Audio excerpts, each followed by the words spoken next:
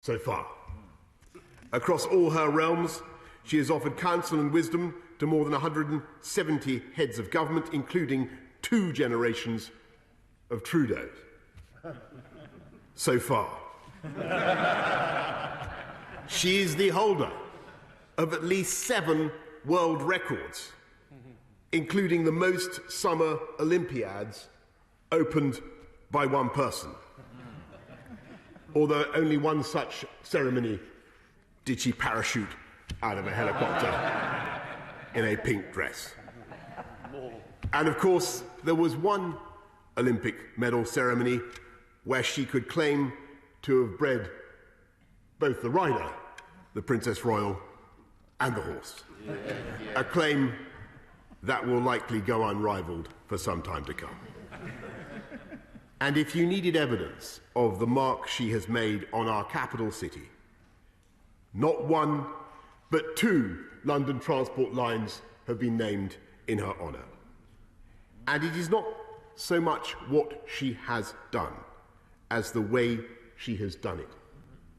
Getting the best out of people, inspiring them to serve others and to serve their communities, helping to create that invisible thread of pride and allegiance that tugs on all our hearts and makes us happy to serve, or at least to do something for our country in the way that she serves this country.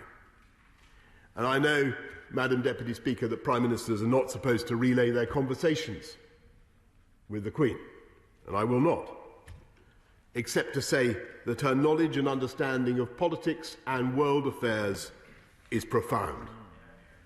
And there have been times, I'm sure the honourable gentleman knows whereof he speaks, there have been times when I've been scrabbling to remember a historical date or the name of some African capital, and she has got there first.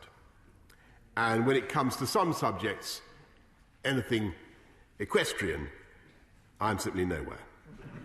And I bet I speak for every Prime Minister who has ever had an audience with Her Majesty when I say that our conversations are always immensely comforting, because she has seen the sweep of it. And she has seen the cycle from gloom to elation. And every time, her country, under her, has gone forward from strength to strength. She has seen an empire transformed into a happy commonwealth that countries are now bidding to join. And in the 1,000-year history of this place, no monarch has seen such an increase in the longevity or the prosperity or the opportunity or the freedom of the British people. No monarch has seen such technical advances, many of which British scientists have played a leading part, from the dawn of the internet to the use of the world's first approved COVID vaccine. No monarch, by her efforts and dedication and achievement, better deserves the attribute of greatness. And for me, she is already Elizabeth the Great.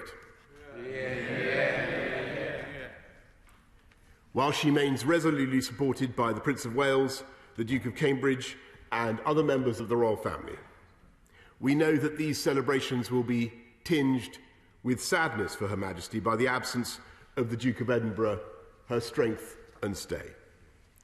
And so I hope in the coming days that we can together further comfort her and reassure her, and show with every bonfire, with every concert and street party and aerobatic display, a love and a devotion to reciprocate the love and devotion and leadership she has shown to the whole country over 7 decades.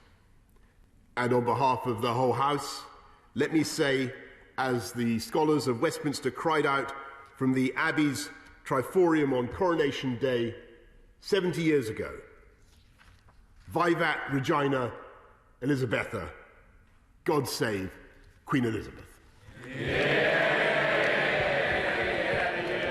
Leader of the Opposition, Sir Keir Starmer. Thank you, Madam Deputy Speaker. May I second the motion and associate myself and my party with the sentiments expressed by the Prime Minister. It is an honour to humbly address Her Majesty on such a momentous occasion. This is the first Platinum Jubilee for a British monarch, the longest reigning monarch our country has ever had.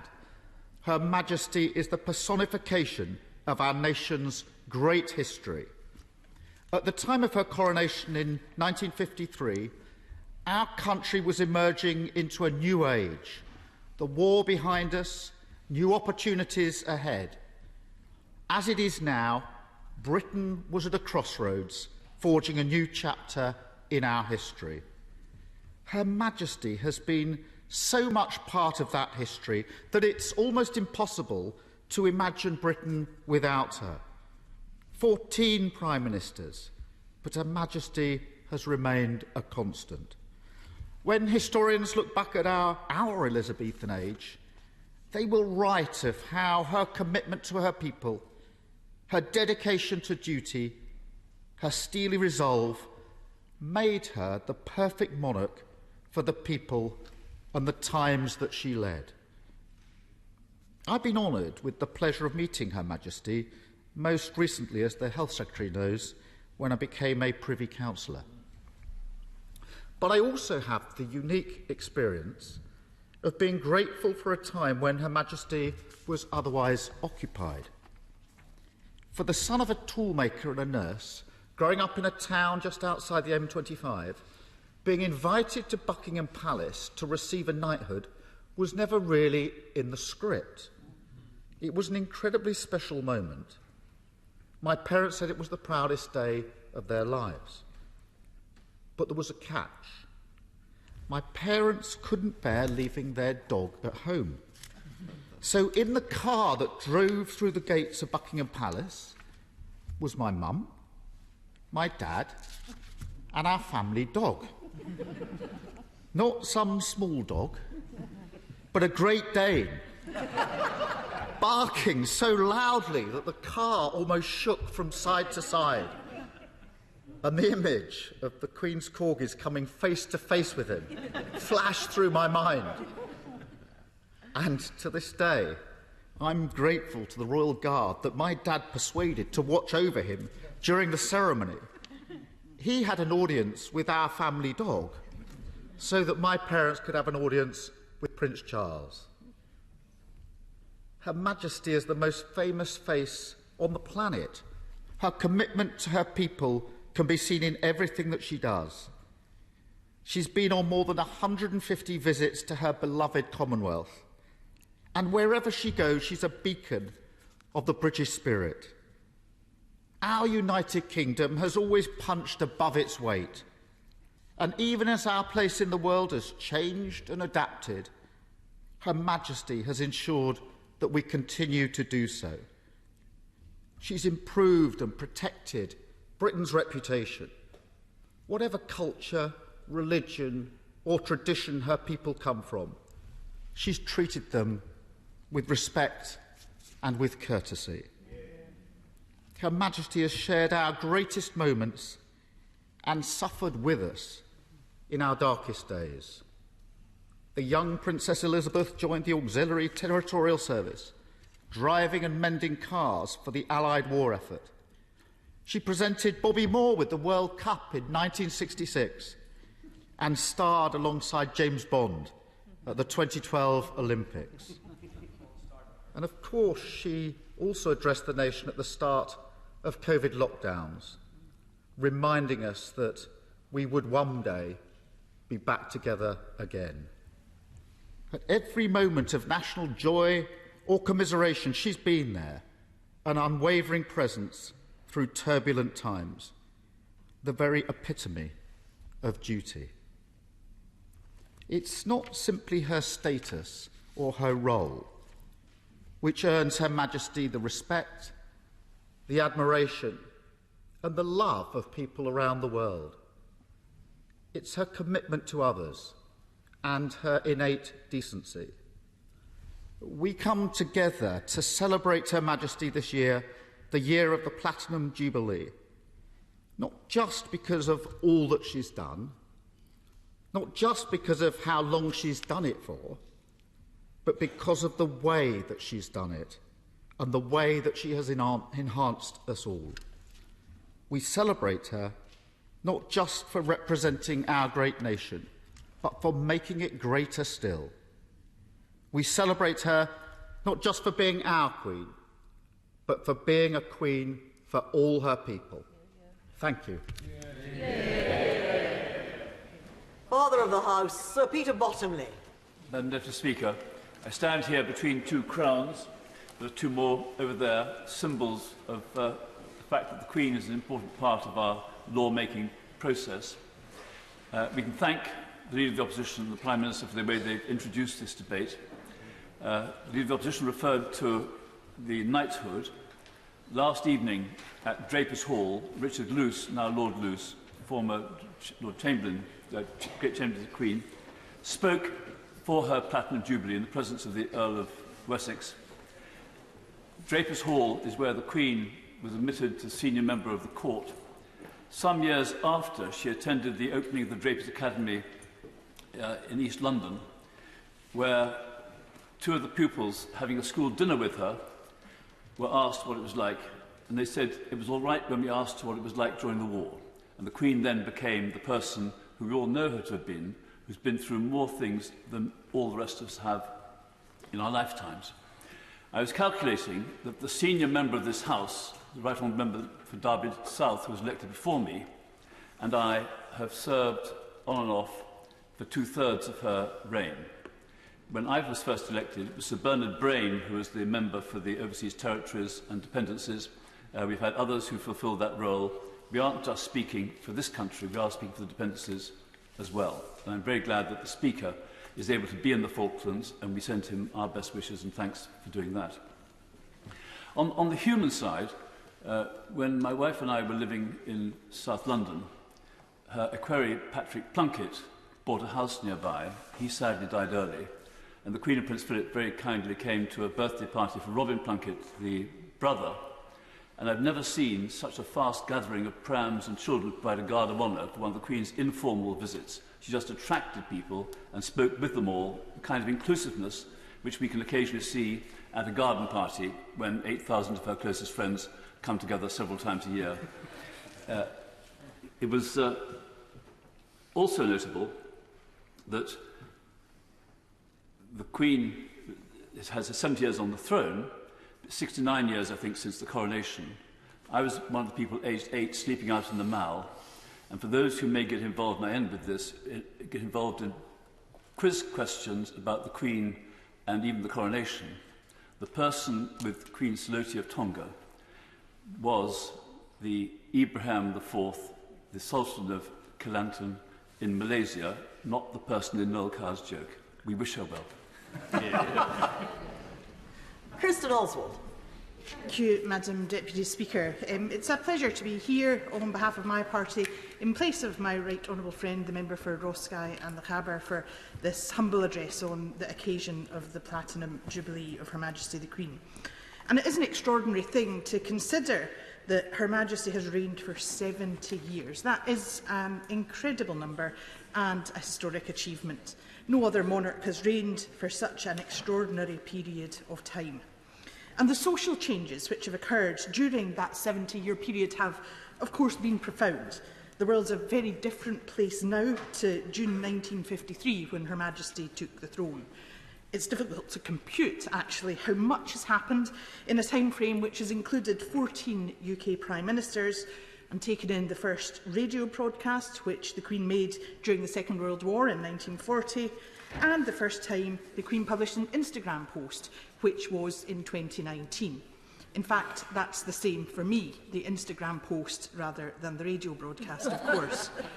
And generations of us have known Her Majesty the Queen as a constant as she's gone about her duties. And I do remember, and I'm afraid this certainly wasn't yesterday, Madam Deputy Speaker, the occasion of the Silver Jubilee, when I was a very small girl in primary 1 or 2. And I recall receiving a commemorative coin marking the occasion. and the coins being very carefully taken home by all the children in the class. Madam Deputy Speaker, it is remarkable that Her Majesty, at the age of 96, continues to deal with affairs of state, to undertake official engagements, and also to continue to support charities and good causes. And clearly she continues to take an ongoing active interest in things she is interested in too. It's well known that she has a lifelong love of the outdoors, and her enjoyment of being out and about, including her enjoyment at spending time in some beautiful locations in Scotland, such as her homes in Balmoral and Holyrood, have been well reported over many years. And of course she has attended the opening of the Scottish Parliament and been there a number of times. It's also well known that she has a love of animals, and I understand that she has owned more than 30 corgis, and I think that that obvious fondness for pets is much appreciated by other dog lovers. But beyond interests and hobbies, of course, for all of us is family, and like all members, I was very sorry when Her Majesty the Queen lost her lifelong companion in her husband, the Duke of Edinburgh. I can't imagine how difficult it is to carry on, having lost someone who was at your side for so many years, and to deal with all that, particularly during the COVID pandemic, and still continue to undertake the duties required. It will have been very hard, and all those of us who have lost loved ones will appreciate that to some extent. Now, a perhaps unexpected piece of information to honourable members is that since I was a very small child, I've always known when the Queen's birthday is. It's the 21st of April, and I know that because it was also my Gran's birthday, and my Gran was a great admirer of Her Majesty, and she obviously must have told us about this coincidence a number of times for it to have stuck with me. And since she was a young woman herself, she'd followed the progress of the Queen, and I think actually that they perhaps had that same attitude to carrying on and to helping others. I know the notion of public service was very important to my Gran, and I know that she, for her part, was very interested in seeing what the Queen was involved in, which charities she was supporting, where she was travelling to, and so on. And I know that she also attended royal visits with some enthusiasm. And particularly, I think she was interested in all of that because, of course, the Queen's late mother, the late Queen Mother, was an Angus girl. And having grown up in Angus myself, it's perhaps the case that people living in that area took a particular interest in what the Queen was doing. And the range of these things, the spectrum of groups and organisations and charities the Queen has supported over 70 years is undoubtedly extraordinary. I know that in Scotland alone, she is patron of numerous charities, ranging from well-known names like the YMCA to more local initiatives like the Aberdeen Association of Social Service. And of course, she has supported many other charities over many years, including some based overseas. And the website belonging to the royal family makes that clear, saying that she sees public and voluntary service as one of the most important elements of her work. And I'm sure, Madam Deputy Speaker, that I can speak for those involved in groups like these, as well as for colleagues on these benches, when I say that this is indeed a notable occasion, and that I congratulate Her Majesty the Queen on the extraordinary occasion of her Platinum Jubilee and send all best wishes. Hear, hear. Theresa May. Thank you. Thank you, Madam Deputy Speaker. It is indeed a privilege to rise to pay tribute to Her Majesty Queen Elizabeth II on her Platinum Jubilee on behalf of myself and my Maidenhead constituents. 70 years on the throne is a remarkable achievement. During each and every one of those years, what has shone through has been Her Majesty's utter dedication to duty, her selflessness, and her great love of country. She has served with dignity and grace through not only what have been some very remarkable changing times, but also through some difficult years for her family. As has already been referred to, she has seen Prime Ministers come and go. I was number 13.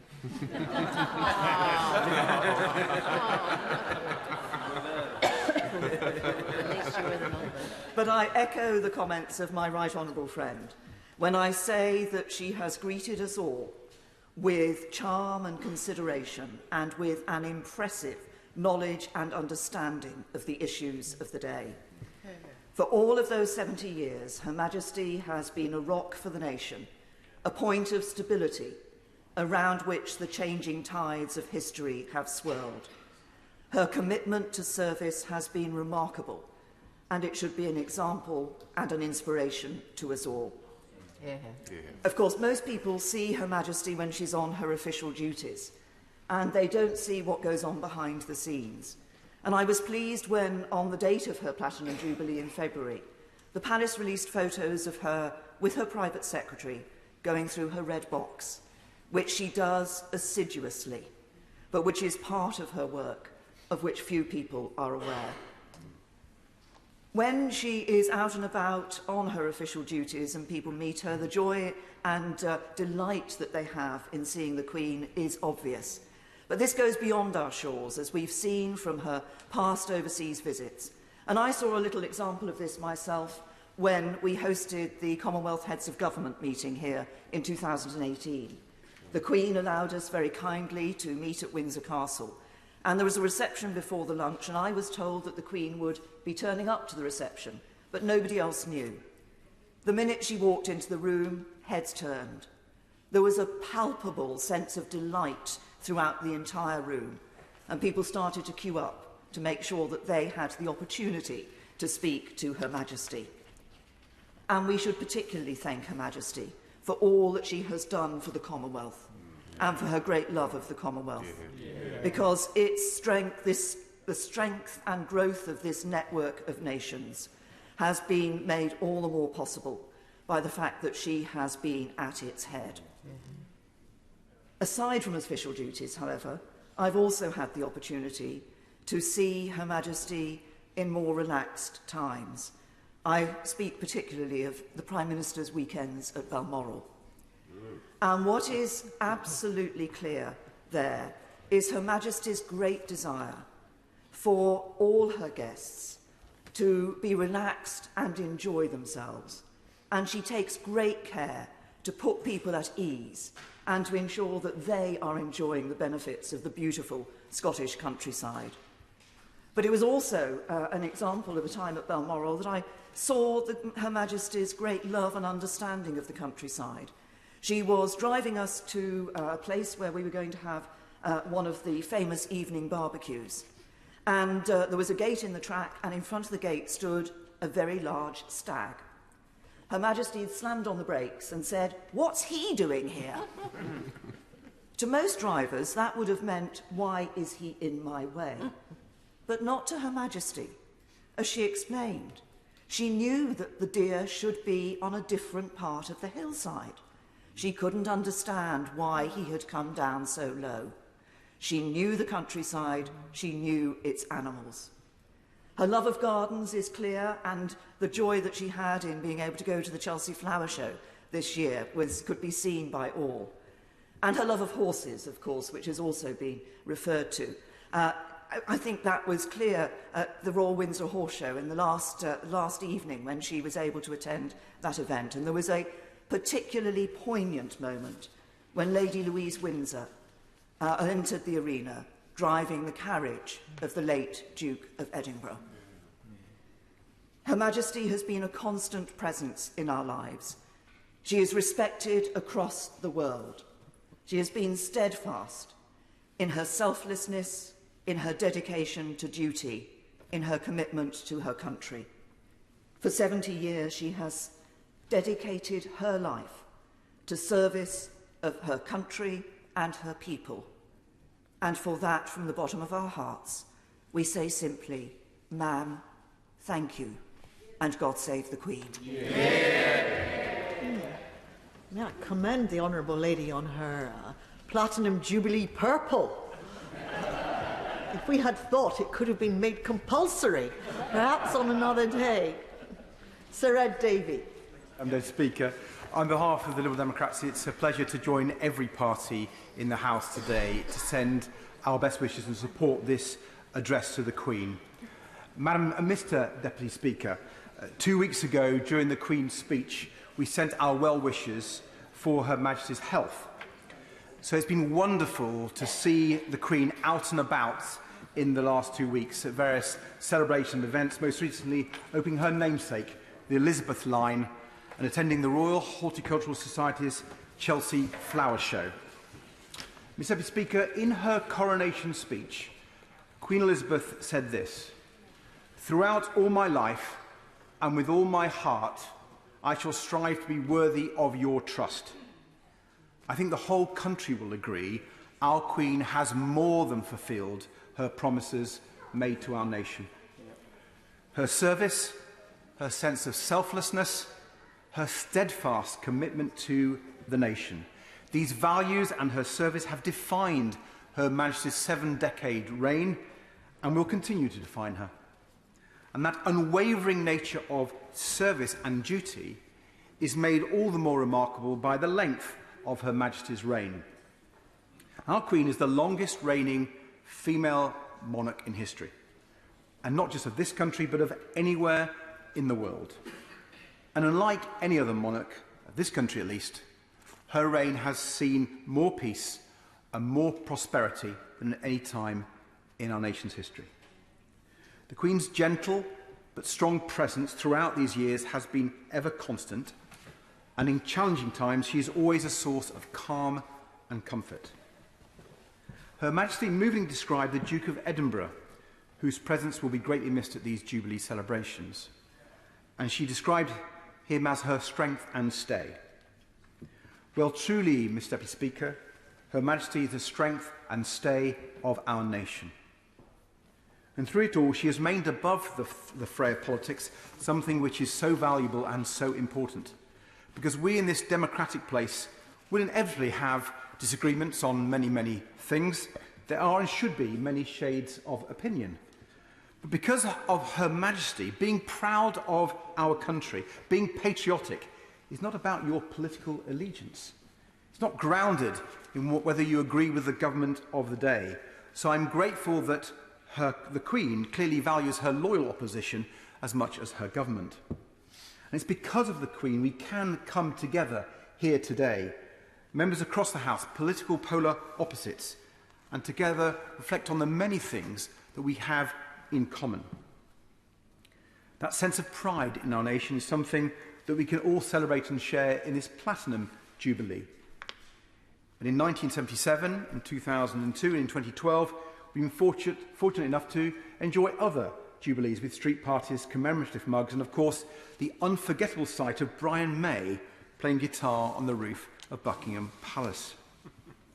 I was at school when we celebrated the Silver Jubilee, and to be honest, my strongest memory of 1977 is the Queen's smile and personal delight as Virginia Wade won Wimbledon. And my fingers are crossed, Mr. Deputy Speaker, that Emma Raducanu might serve up something similar later this year. Then for the Golden Jubilee in 2002, I was honoured to meet Her Majesty when she visited my constituency in the Royal Borough of Kingston. Back then, the Queen unveiled a stone commemorating the 1100th anniversary of the coronation of King Edward the Elder, crowned in Kingston, one of the great Anglo-Saxon kings. In 2025, Kingston will be celebrating the 1100th anniversary of the crowning of King Athelstan, the first true, undisputed King of England. Nothing would bring me greater pleasure than welcoming our country's greatest monarch back to Kingston to mark this special occasion. And as others said, the highlight of the Diamond Jubilee in 2012 was watching the film when the Queen parachuted down to the opening ceremony of the Summer Olympics. I've been honoured, Mr. Deputy Speaker, to have several conversations with the Queen over the years. I won't disclose those, but I will disclose a conversation I had with Queen Margaret of Denmark during the Summer Olympics, when I was able to visit her on the royal yacht, a rather small affair compared to the one the government currently wants to buy. And Queen Margaret, I asked her, when was she taking up parachuting? And she drew on a cigarette, because Queen Margaret of Denmark is a committed smoker, and she said, when I'm over 80. And I think she had some very kind words to say about Queen Elizabeth II.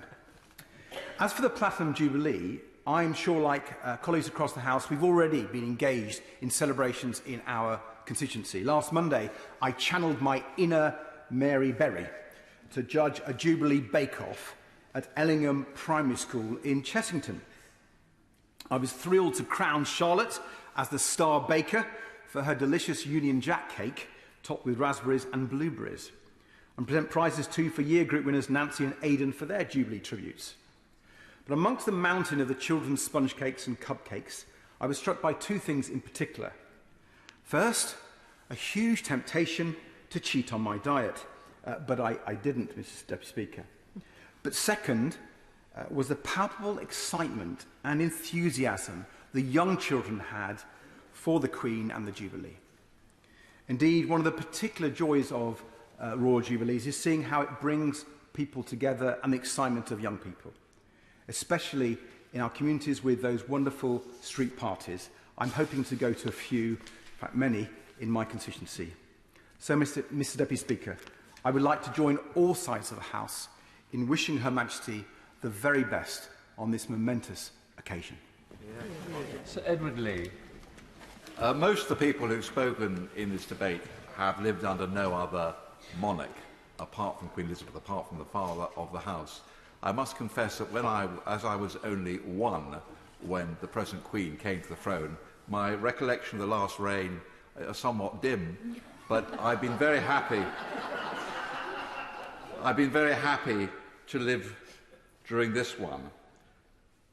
The Queen is the only leading public figure, and I'm not sure this has been mentioned so far, who never asked for a job, never campaigned for it, never plotted for it, and probably never wanted it. So her whole life has been one of duty. What an incredible record.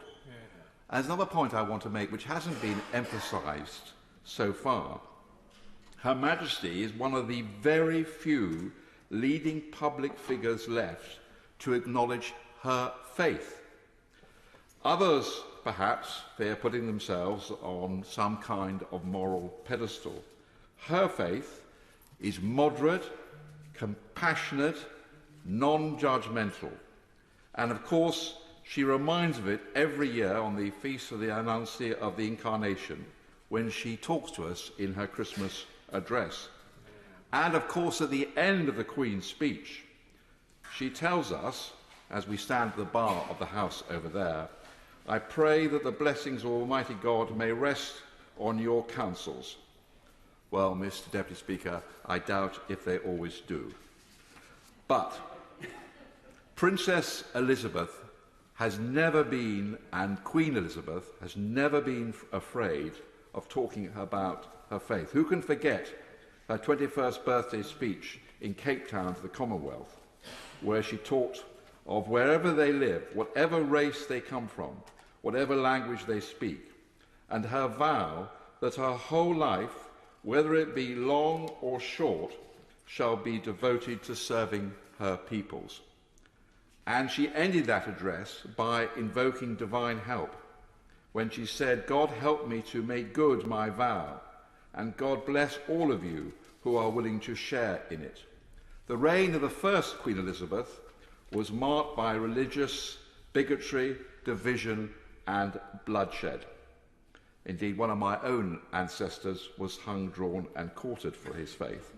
But the reign of this Queen Elizabeth has been marked by unity, peace, freedom, and toleration. And that is why, whether you're people of faith, or whether you're atheists, or humanists, or secularists, you appreciate her long record of devoted service, which is, I'm sure, founded in her faith. And we celebrate her whole life. And may I just mention one final personal point? I know you're not supposed to talk about Privy Council meetings, but the Prime Minister has emboldened me by addressing in part what happens in his meetings with the Sovereign. When I was made a Privy Councillor, of course, I mentioned to the present clerk that I was very proud of the fact that my father had been clerk of the Privy Council some 35 years ago. Of course, he's a very modern civil servant. He looked completely blank. When I summoned up courage to mention it to Her Majesty, she immediately gave me an eagle eye and said, yes, I know it, I remember it, I know it.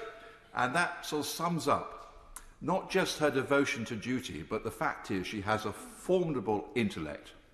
And how lucky we are to have as a head of state somebody who has such an incredibly long institutional memory. Thank you very much. Thank you. Chris Elmore. Thank you very much, Mr Deputy Speaker. It is an honour and a privilege to speak in this humble address to Her Majesty the Queen. We come here today to celebrate her service to our nation and to reflect upon her momentous 70 years as our sovereign. Her Majesty is now the third longest serving monarch in world history. When we look over her reign, we see a world transformed. When the Queen first took to the throne, the very idea of having the power of a computer in your palm was pure science fiction. The idea of putting a human on the moon was still a dream, and the Cold War was only just getting started. Closer to home, the NHS was still in its infancy. Giving people back control over their health and the welfare system was only just starting to truly level up the country. These achievements laid the foundations of a nation Her Majesty was about to be coronated to rule over to this day. Our armed forces, who so loyally defend and protect Her Majesty and our country, have faced many deployments during her reign. The government should be using this auspicious year as a chance to renew our covenant with them. Her Majesty has proudly led our armed service personnel, and it's only right that we reflect her pride in them in this Parliament. The United Kingdom has witnessed fundamental changes in how society welcomes others and expresses our gratitude for their contribution under her reign. Her Majesty showed us the way in being a more compassionate society by advocating the importance of the Commonwealth. She has acted as a driving force to bring people together from across the world to celebrate our differences and share in our joint aspirations for a more peaceful, prosperous world. Without a shadow of a doubt, Mr Deputy Speaker, the Commonwealth is one of Her Majesty's greatest achievements. The Queen is passionate about her horse racing, as many members have said today, and it would be remiss of me not to mention something that brings Her Majesty so much joy in a humble address that celebrates her life and achievements. She has had some truly fantastic horses, including one of the most famous, Estimate. Many a race-going fan will remember the poignant moment when, in 2012, Estimate won the Queen's Vase at Royal Ascot, which was presented to her by the late Duke of Edinburgh, someone whose service to our country we also greatly value and miss. For ministers on the Treasury bench who like a flutter, I've spotted a few runners that may be of interest today. You've got Oh So Audacious in 2 p.m. at Yarmouth, followed by Enough Already in the 3:30. But there again, Mr Deputy Speaker, they may prefer Danger Alert in the 2:10 at Haydock. Now, if Her Majesty is looking for something to really put the cherry on the Jubilee cake, I've got just the thing, Mr Deputy Speaker. Maesteg Town Hall, in my beloved Ogmore constituency, is looking forward to its long-awaited grand reopening, and I cannot think of anything better than welcoming Her Majesty to do the grand unveiling. So if anyone in the palace is listening, Mr Deputy Speaker, she's very welcome indeed. Speeches we have here today have rightly focused on Her Majesty's dedication and commitment to uphold our institutions and laws. The Queen's integrity and quiet perseverance in the face of difficulty should act as an example to us all. When she was needed, she delivered. It's vital that every single person in this chamber lives up to the oath we make when entering this House and carry out our duty with the same honour and integrity that she has displayed for more than 70 years. The Platinum Jubilee has the power to bring communities together. I know this is the case in my Ogmore constituency, and I look forward to the events planned in the towns and villages that make up my community. We have all faced an incredibly tough 2 years, and these Jubilee celebrations can be the opportunity for a real tonic. Our high streets are starting to be lined with bunting, kitchens starting to resemble explosions in a jelly factory as families try to recreate the Platinum Jubilee trifle, and most importantly, the pressure on our weather forecasters to forecast some decent weather over the bank holiday weekend can't be understated. Mr Deputy Speaker, Her Majesty represents the best of Britain. I thank her and wish her many, many more happy years as our sovereign. Robert Jenrick. Thank you, Mr Deputy Speaker, and it's a great honour to join my right honourable friend, the Prime Minister, the Leader of the Opposition and other colleagues across the House in our tribute to Her Majesty the Queen on the presentation of a humble address. I speak on behalf of my constituents in the ancient and loyal borough of Newark-on-Trent. Ancient because we received our royal charter from Her Majesty's forebear Henry II. Loyal because in May 1646, Newark was the last town in the royalist cause to surrender in the Civil War. It did so only upon receipt of a personal command from the king, who gave himself to the Scots outside the town. The town's defenders were impoverished, they were starving, they were ridden with disease, but all the contemporary accounts show they were entirely unrepentant and committed in their loyalty to the sovereign. Then, and more so in our modern democracy, the Crown relies on the loyalty of the people. Loyalty is a vague concept which can apply to many human situations. We can be loyal to our parents, our siblings, our friends, our employers, even, though this is less common, to party leaders. The loyalty which binds us to the Crown is peculiar because it's not based on any family tie or material consideration. In that sense, then as now, it has to be earned.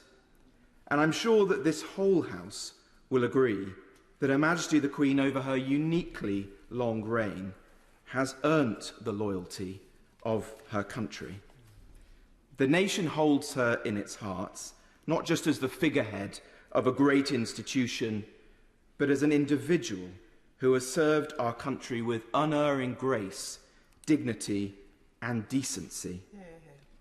She has been a golden thread running through the weft and the weave of our lives.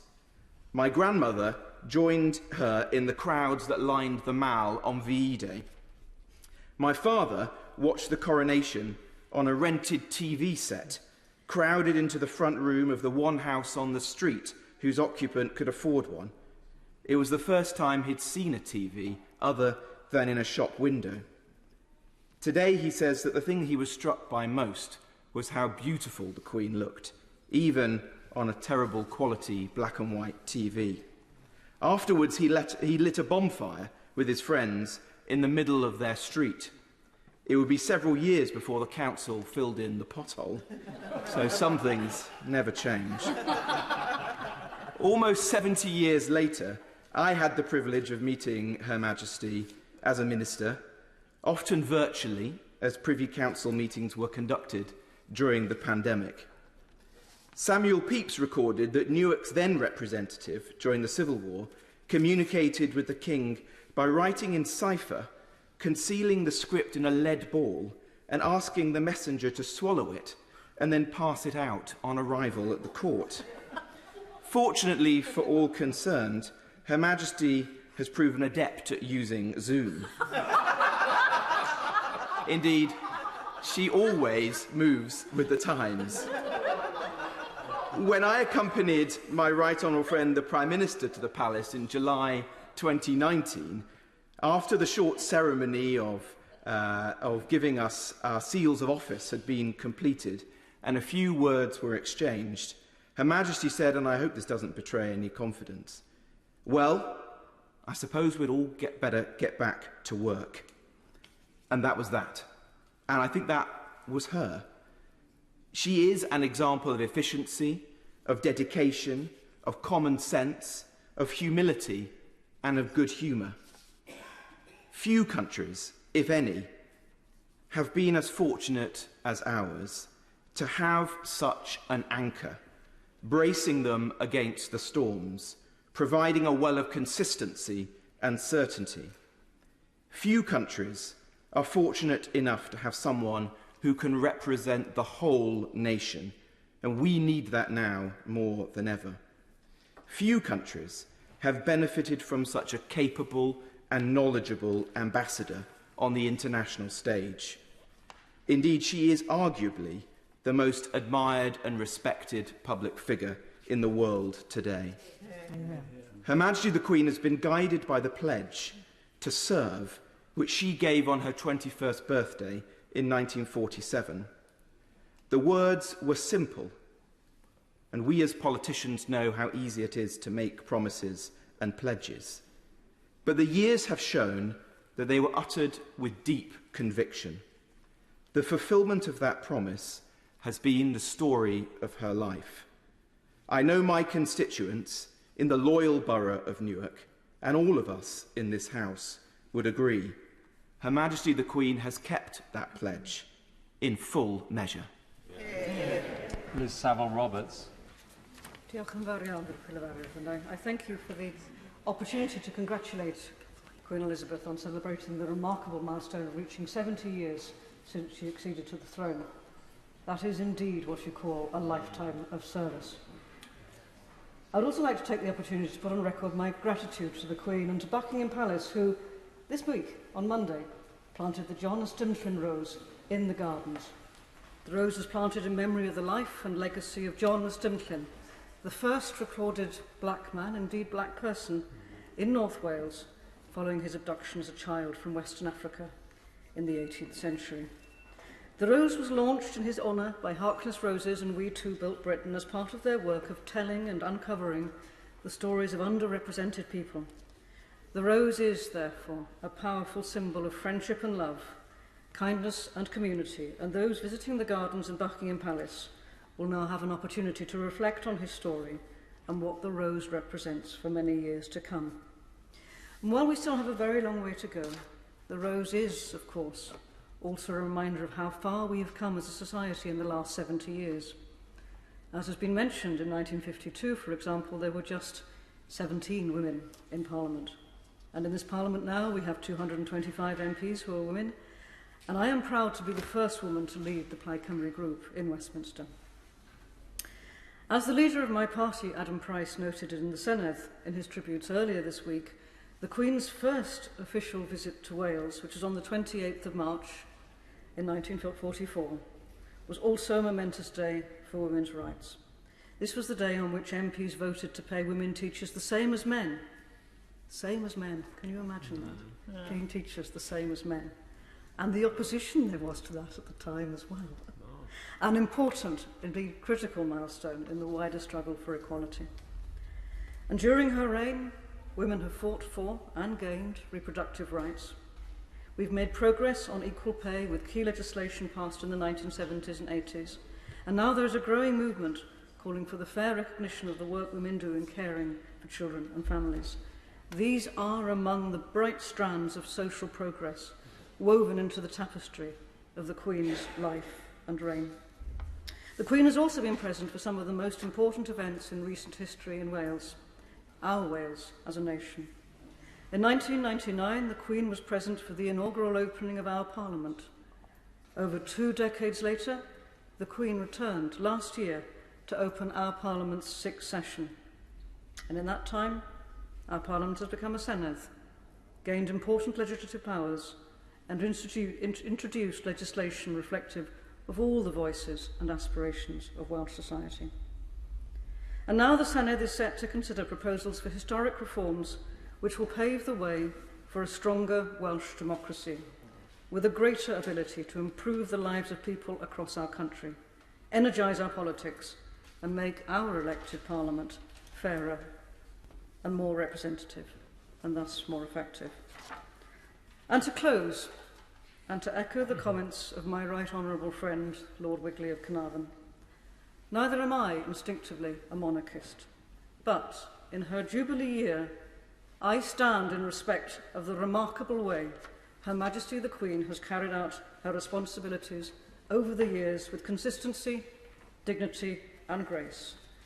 She has been a constant figure in all our lives. A llongyfachiadau a phob dymuniad da iddi hi. Diolch yn fawr iawn. Jane Hunt.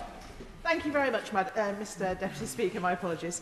I am delighted to be able to participate in the debate today, and what an historic moment, being the first time we can celebrate a Platinum Jubilee in this place. I would like to join colleagues in wholeheartedly thanking Her Majesty the Queen on behalf of myself and all the residents of Loughborough, Shepshed, Barrow-upon-Soar, Quorn, Haddon, Sileby, Mount Sorrel and the Wolds villages for her lifetime of public service and her unwavering dedication to the people of the UK and those across the Commonwealth. What an impressive feat to be both the longest-serving monarch in the UK and the third, soon to be the second, longest-serving monarch ever to have lived. Loughborough has had the privilege of hosting Her Majesty on a number of occasions during her reign, including on the 28th of June 1996, to open the new English and Drama building at Loughborough Grammar School, which was named the Queen's Building in her honour. The deputy head of the school, John Whitesell, has shared the following anecdote with me from the visit. The Queen arrived in pouring rain to be greeted by the 2,000 children of Loughborough Schools Foundation. After formally opening the new English and Drama studio, as she entered the building for a tour, she gave instructions that the children should be returned to their respective schools, rather than continue to get wet waiting for her. I chose to ignore the instructions. Unfortunately, the rain ceased, and after touring the building, she walked through the quad to the main hall. To me, this showed that she cared more about the children's welfare than I did. Her Majesty also visited on the 19th of April 1966, when she signed and sealed the Royal Charter of Incorporation that granted university status to Loughborough College of Technology. The new Loughborough University of Technology was the first technological university in England and Wales. Since then, the university has thrived, becoming the largest employer in Loughborough, with a global reputation for its cutting-edge theoretical and applied research. As Professor Nick Jennings, Vice-Chancellor at the university, has said, Loughborough University was granted its Royal Charter by Her Majesty in April 1966, and we are immensely proud of the success we have achieved through our teaching, research, enterprise and sport activities since that time. We have been honoured to receive 7 Queen's Anniversary Prizes, and it has also been a great privilege to host Her Majesty on campus several times, most notably in 2003 when she visited with the Duke of Edinburgh to open the ECB National Cricket Academy. Everyone at the university is excited and delighted that the Queen's baton relay will pass through the campus on the 11th of July as it makes its way to Birmingham for the Commonwealth Games. On behalf of all staff and students at Loughborough, I would like to thank Her Majesty for her 70 years of service to the country. We send our best wishes for the Platinum Jubilee celebrations. Of course, as well as academic achievements, Loughborough University is synonymous with sporting excellence, having trained many athletes who have gone on to represent the UK in international competitions, including the Commonwealth Games and the Olympic and Paralympic Games. I am proud to say that Loughborough is the unofficial home of the Commonwealth sport in England, and I share the Vice-Chancellor's delight that we will be hosting a leg of the Queen's Baton Relay. The Commonwealth is, of course, the jewel in the crown, and throughout her reign, Her Majesty has overseen its modernisation to ensure that it represents everyone and brings together communities from across the world. Indeed, shortly after her accession to the throne, Her Majesty stated that the Commonwealth bears no resemblance to the empires of the past. It is an entirely new conception built on the highest qualities of the spirit of man, friendship, loyalty, and the desire for freedom and peace. To that new conception of an equal partnership of nations and races, I shall give myself heart and soul every day of my life. Her Majesty has been absolutely true to her word, as it is this strong commitment to bridging the gaps between communities for their own betterment that this has been the common thread throughout her reign. In that same way, local residents in my constituency from all backgrounds will be coming together next weekend to celebrate Her Majesty's achievements. In Loughborough, from the 30th to the 31st of May, the Bell Foundry Museum is holding a Ring for Royalty event. There is also a Great Central Railway celebration on the 2nd of June, and on the same day, the lighting of the beacon in Queen's Park. Queen's Park is also playing host to a big lunch on the 5th of June.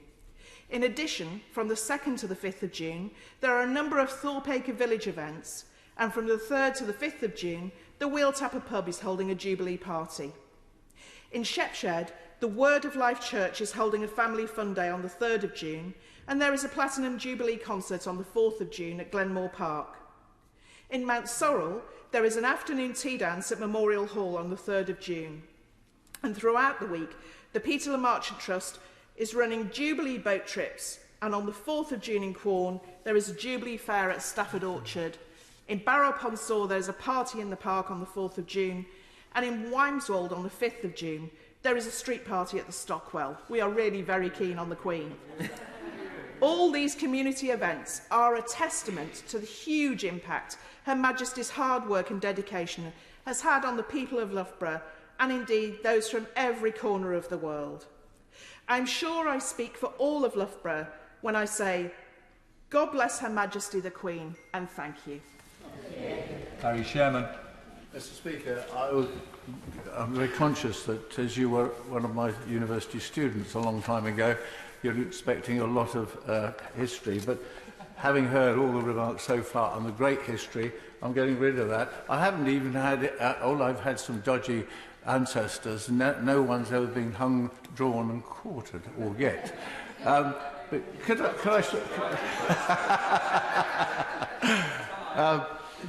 I be very personal in terms of my respect and admiration and love for the Queen, and my pleasure at contributing to this address on her Platinum Jubilee.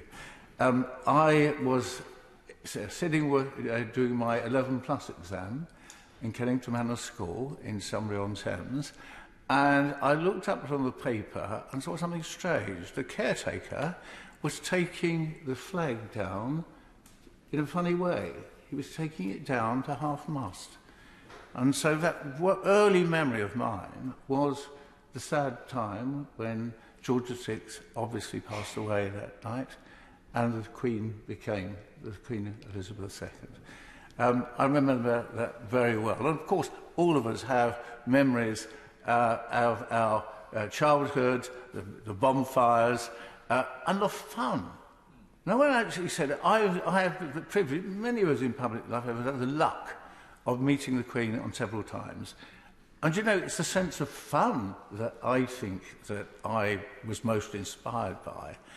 I went, early on as a young member of Parliament, I went to a civic occasion because the President of Brazil was visiting. And I sat there, had a very nice time. The whole royal family was there. There were a couple of speeches. And then there was a melee where people went to get their own coffee. And suddenly I saw this small woman coming towards me, and my wife, and she said, you know, hello, I'm the Queen. She did. I think, and I was taken aback that she said, I understand you have 4 children. And we got into conversations. She has 4 children, we had 4 children. What a lovely conversation. And she said, could you tell me one thing? The violinist in the small band, he was wearing an earring on his ear. Does that mean anything special? And my wife and I looked at it in sort of some puzzlement and could not give her an answer. But it's a sense of fun. Every time I met her, there was something quite funny, quite mischievous, but lovely. I was lucky enough to work closely with the Duke of Edinburgh, both on his wonderful work on design and on a Royal Society of Arts and Manufacturers investigation into the future of the English countryside. And that was great joy because we met at the RSA and in Buckingham Palace. So I worked quite closely with him and just was astonished that the close relationship between them and also his sense of fun, because there was a Labour, a Conservative and a Lib Dem Lord on that commission, and he always had some little bit of information to tease you. But when you went to a reception, and we had a wonderful annual reception for a prize, the Duke of Edinburgh's Prize for Design, there would be a lovely party, and the Queen said to me, you know my husband has a secret method when greeting people. He says he shakes them by the hand and sort of swings them away. And so for the rest of the evening, I watched the Duke of Edinburgh with his wonderful way of shaking the hand and throwing you on to the next business. So a sense of fun is something I remember. Also because I'm a Member of Parliament for Huddersfield. They love the Queen in Huddersfield, and we are a very diverse community, much more diverse than when she became Queen. And everybody in our community in Huddersfield loves, adores the Queen. And the Queen has come to our constituency twice, to my constituency, to the town. And those of you who don't live on the railway won't know this, but if the Queen comes into your constituency by train, the Mayor greets her and the Member of Parliament is the next to greet her. And the first time she came to Huddersfield, my wife was abroad. And I got in touch with the people organising the Queen's visit and said, would it be all right if I brought 2 of my children instead of my wife? And the message came back, yes, indeed. And so little John and little Verity came along with me to the station, and the Queen immediately stopped because it's quite unusual. All the rest were sort of boring middle-aged people, but she had these 2 children that she was delighted to meet and to have a conversation with. So it's those personal things that I remember. So 2 visits to Huddersfield. She was very well received, and again, a great founder. Can I also say, because of this, I don't want to go into too much detail of what we're doing to celebrate in Huddersfield, but we, like the Honourable Lady from Loughborough, we're going to have lots of events. And I indeed can remember that some of those events when I was little. Of course, I don't want to give my age away. Everybody knows it, though. I saw my first television in black and white, the coronation service. Although I have to say it was in the next door neighbour's television, not our own. But one thing I do want to remind the House, that one of the special visits to Huddersfield, the Queen came to open Amateur Rugby League Centre. And what better time to remember the opening of the Amateur Rugby League Centre. And of course, those who are not so well up on Rugby League will perhaps not know that Rugby League was founded in 1895 in the George Hotel in Huddersfield. And it was founded because working men in the north of England had to work 6 days a week, and if they played sport, they lost a day's wages. And all the posh people in the south of England who played rugby said that would be disgraceful to give them the extra money that they lost for not working on that day. And in the end, they all met in the George in 1895 and said, we will start a new game called Rugby League, and with 13 in the team rather than 15, and rather different rules.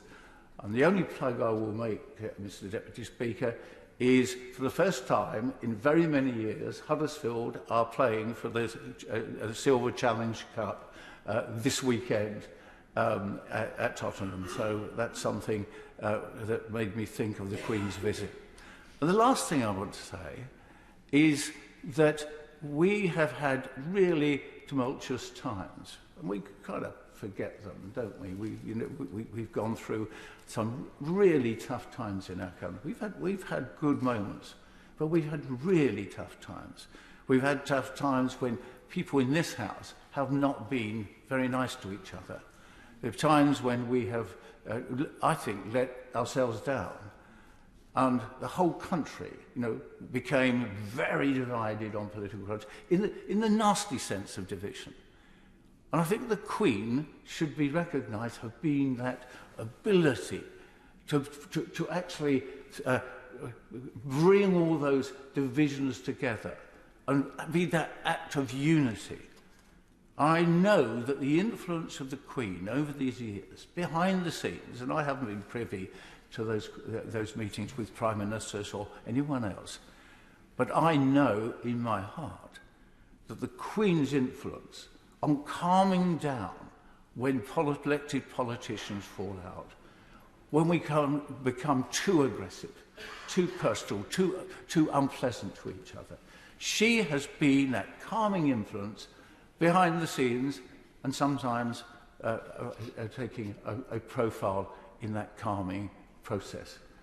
Mr. Deputy Speaker, I'm proud to be here today, both personally and on behalf of my constituents in Huddersfield. Thank you. Thank you. Charles Barrow. Thank you very much, Mr. Deputy Speaker, and it's a great privilege and honour to congratulate Her Majesty Queen Elizabeth on her Platinum Jubilee on behalf of my constituents of North West Cambridgeshire. On a tour of Africa, the then 21-year-old Princess Elizabeth took a vow. That has been referred to by earlier speakers. And taking that vow, she declared, "I declare before you all that my whole life, whether it be long or short, shall be dedicated to your service." Mr. Deputy Speaker, Her Majesty has truly kept that vow. With her matchless sense of duty, she has worked tirelessly and given the nation and the Commonwealth 70 years of dedicated service. And throughout that period, until very recently, she had the unwavering support by her side of His Royal Highness, the Duke of Edinburgh. During Her Majesty's reign, there have been 14 UK Prime Ministers, the first being Sir Winston Churchill. There have been 14 US Presidents, starting with Harry S. Truman, and Pope Pius XII was the first of 7 popes. There have also been 10 speakers, beginning with William Morrison, covering 19 parliaments. And in 1952, there were only 8 Commonwealth countries, compared to the 54 that we now have. It has been an extraordinary reign, during which our country and the world has witnessed enormous change. To put matters into perspective, I was born in Kakira in Uganda, at a time when Uganda was still part of the British Empire. My family arrived here in the 60s, and now I, the son of an immigrant carpenter, proudly stand in this House, paying tribute to Her Majesty on behalf of my constituents from North West Cambridgeshire. Compared to 1952, there are now in the UK more opportunities for people to rise as far as their talent and ability will take them. More opportunities for education, home ownership, better health, more leisure time, and more prosperity generally. And of course, as has been referred to by previous speakers, we are a much more diverse nation. Diversity of race, diversity of faith, and diversity of culture. And through it all, Her Majesty has provided continuity, a platinum thread through the decades, a voice for good, whose advice has been sought by world leaders across the 4 corners of the world. Her Majesty has also played a crucial constitutional role. She has been the guarantor of the constitutional integrity of our nation, providing stability and constancy throughout the decades. On a more local level, my constituency is relatively new, having been formed in 1997. It comprises the southern part of Peterborough and 100 or so villages, including many in the northern part of Huntingdonshire. Records show that in 1978, Her Majesty visited the National Shire Horse Society Centenary Show at Alwalton. She opened the Peterborough Building Society's head office at Lynchwood in 1988. And in 1991, there were traffic hold-ups as 3,000 extra visitors tried to see the Queen at the East of England show. Moreover, in June 2012, Her Majesty was the guest of Lady Victoria and Mr. Simon Leatham, marking the Queen's Diamond Jubilee picnic at Burghley House, when some 7,000 people came along to enjoy music and aerial displays. My constituency has changed in many ways in the past 70 years. A large part of it, the Peterborough part, was until 1974 part of Northamptonshire.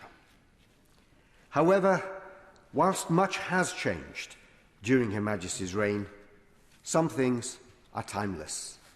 And I'm sure that were T.S. Eliot alive today, he would agree that the village of Little Gidding, of Four Quartets fame, is the same now as it was in 1945 when he published his poem. And something else that is timeless is the love and affection that my constituents feel for Her Majesty. Sir John Colville spoke for many when he said in his book, The Elizabethans, and I quote, "In an age of melting convictions and questionable needs, the Queen's unassuming virtues and faultless example have stood out like a rock in a sea of troubles." My congratulations again, and thank you, Your Majesty, for a lifetime of service to our nation and the Commonwealth. Thank you, Mr. Deputy Speaker. It is an honour to be here today to pay tribute to Her Majesty the Queen. The Queen truly defines our modern history. Through the 70 years she has reigned, huge changes have occurred. In 1952, when Princess Elizabeth acceded to the throne, Winston Churchill was the Prime Minister, tea was still being rationed, and British troops were still fighting the war in Korea. 14 Prime Ministers, 21,000 engagements, and 70 years later, Queen Elizabeth II is now Britain's longest reigning monarch, seeing us through every milestone in recent history.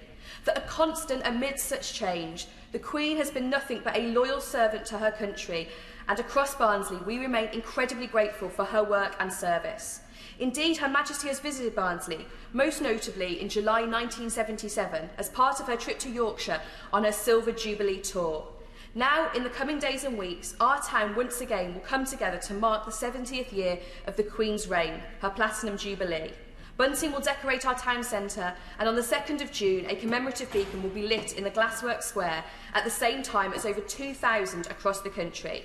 Across the region, there will be a number of events, such as the service of celebration at Sheffield Cathedral. And as part of the Jubilee celebrations, we congratulate our neighbours in Doncaster for gaining city status. And I know my honourable friend, the member for Doncaster Central, is particularly pleased after all of her years campaigning for Doncaster to become a city. There will also be community events across Barnsley East, from Grimethorpe to Hoyland, such as the Garden Party at Old Martha's Yard, where there will be a brass band and maypole dancing. Brass bands remain popular in South Yorkshire, and I would like to pay tribute to the Grimethorpe Colliery Band, who performed Brass Stuff live at the Royal Albert Hall last night, 25 years after the iconic film was released. And it is great to hear that local schools will be holding celebrations too.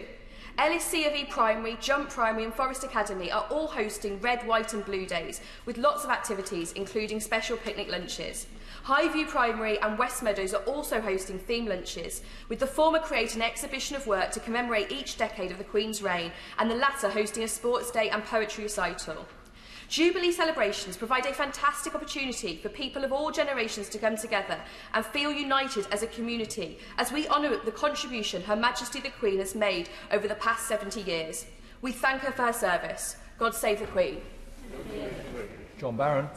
Thank you, Mr. Deputy Speaker. And on behalf of my constituents, it is indeed a great privilege and honour to pay tribute to Her Majesty on her extraordinary achievement. We offer our deepest gratitude, thanks and congratulations for her sense of duty and public service, which has been the hallmark of her extraordinary long reign. A reign, I happen to believe, was also, at least in part, inspired by the love and dedication to her father, King George VI. Not many monarchs make their Platinum Jubilee, and this is yet another achievement in a long and accomplished reign. Now, the vast majority of us have known no other monarch, so we are true Elizabethans. In a changing world, she remains a fixed point. Across 7 decades, we have all benefited from Her Majesty's quiet authority, dignity, and firm understanding of the British people and our Constitution. She has also been a great unifying force across the UK. On the world stage, the Queen reigns supreme as a peerless ambassador, not only for the United Kingdom, but also for her example of selfless public service. She has been central in helping the country transition from empire to Commonwealth, to the benefit of all countries and peoples involved. And her dedication and energy in serving her people is unparalleled in our history, and we all owe the Queen a huge debt of gratitude. She reminds us that leadership is about serving, and above all, leading by example. At times, Her Majesty has steered a monarchy through challenging shoals, but there is little doubt that it is now in good stead for the future. We recall the extraordinary photograph in which she featured, along with the Prince of Wales, the Duke of Cambridge, and Prince George, our current Queen with the future 3 kings. In a sometimes uncertain world, the monarchy is an important strength and stay. In Her Majesty's address on her 21st birthday, she dedicated her life to the service of the Commonwealth and her people, whether it be long or short. We have been fortunate that she has been granted a long life, and long may she reign over us. And I know my constituents will join me as we all agree in this place when I say, God save the Queen. Jim Shannon. Thank you, Mr. Deputy Speaker. You sort of threw me off there. I don't often get called just quite so early, so I'm very pleased to be called early. And thank you for giving me the opportunity to participate. It's been an honour to be an MP serving Her Majesty during this, her Platinum Jubilee. It was my honour as a much younger man to serve her with her, or serve in uniform for 14.5 years and serve Her Majesty. And now to serve in this House is something I do not take for granted, so I feel incredibly privileged, also incredibly humbled to be here today as well. I have many titles. It's husband, it's dad, it's granda, it's James by my mother, it's Jim by everybody that knew me from about 18-year-old. It's the honourable friend, unionist, loyalist, and more up today, it's royalist. I was raised at a time in Northern Ireland when most houses had either a photo of the Queen or a photo of the Pope. I was raised with a photograph of the Queen. That won't be any surprise to anybody, but that was the Northern Ireland that we lived in. I have a great respect for her, for my family teaching, and this respect has only grown as I've watched Her Majesty over the years and been impacted by her unparalleled service, her matchless dignity, her peerless dedication, and her unrivalled work ethic.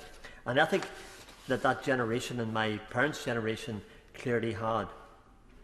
To watch her composed face as she sat alone at Prince Philip's funeral, refusing to ask for special consideration, and in solidarity with the notion that she had not been the only person grieved, and she would do what her subjects were being asked to do, even at the very advanced age of 95, reaffirmed all I knew of the character of my Queen.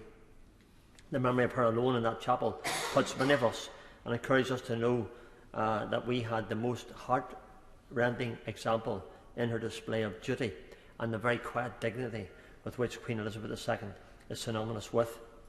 The honourable member for Gainsborough, who's not here, referred to her Christian faith, and I want to refer to that because it's so important. I've watched it, and I do pray, as I pray for many people in this House, but I pray for Her Majesty every day and the royal family as well.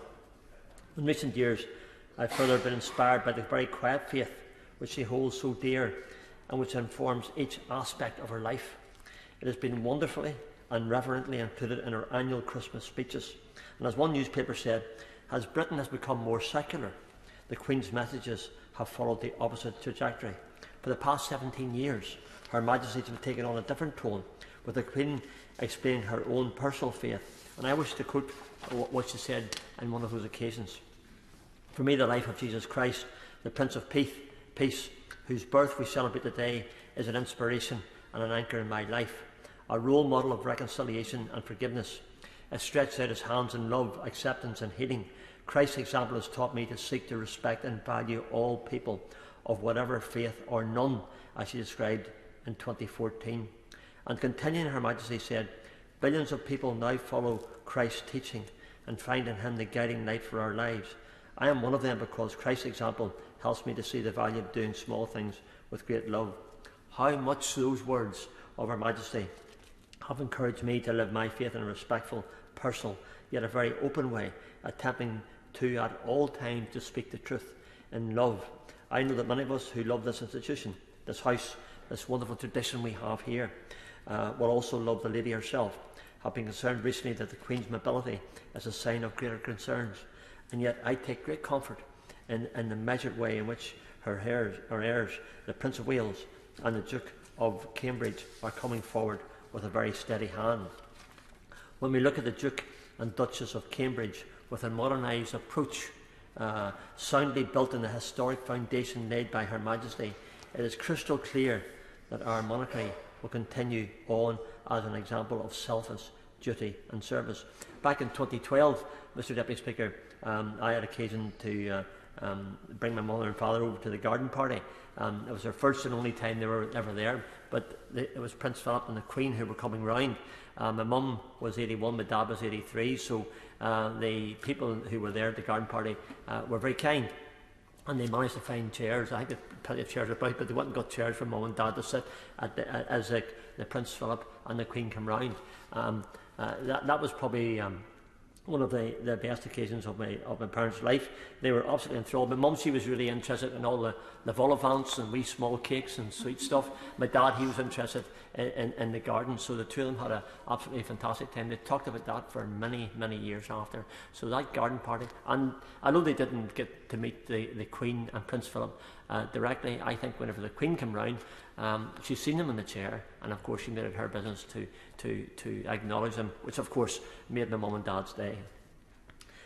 And my constituency of Strangford is full of royalists. I don't say loyalists, but they are loyalists as well, but they're also royalists. And there will be dozens of Platinum Jubilee parties and events taking place the weekend after next. It will be no surprise to learn that in my office is full of royalists as well. My parliamentary aide was beside herself when she was able to attend the Queen's Garden Party this year, just 2 weeks ago, after 18 years of working with me. But the joy I take is in seeing my two younger staff members in their 20s excited to see what the Duchess of Cambridge is up to, and talking of their respect for her grace and dignity in the face of adversity.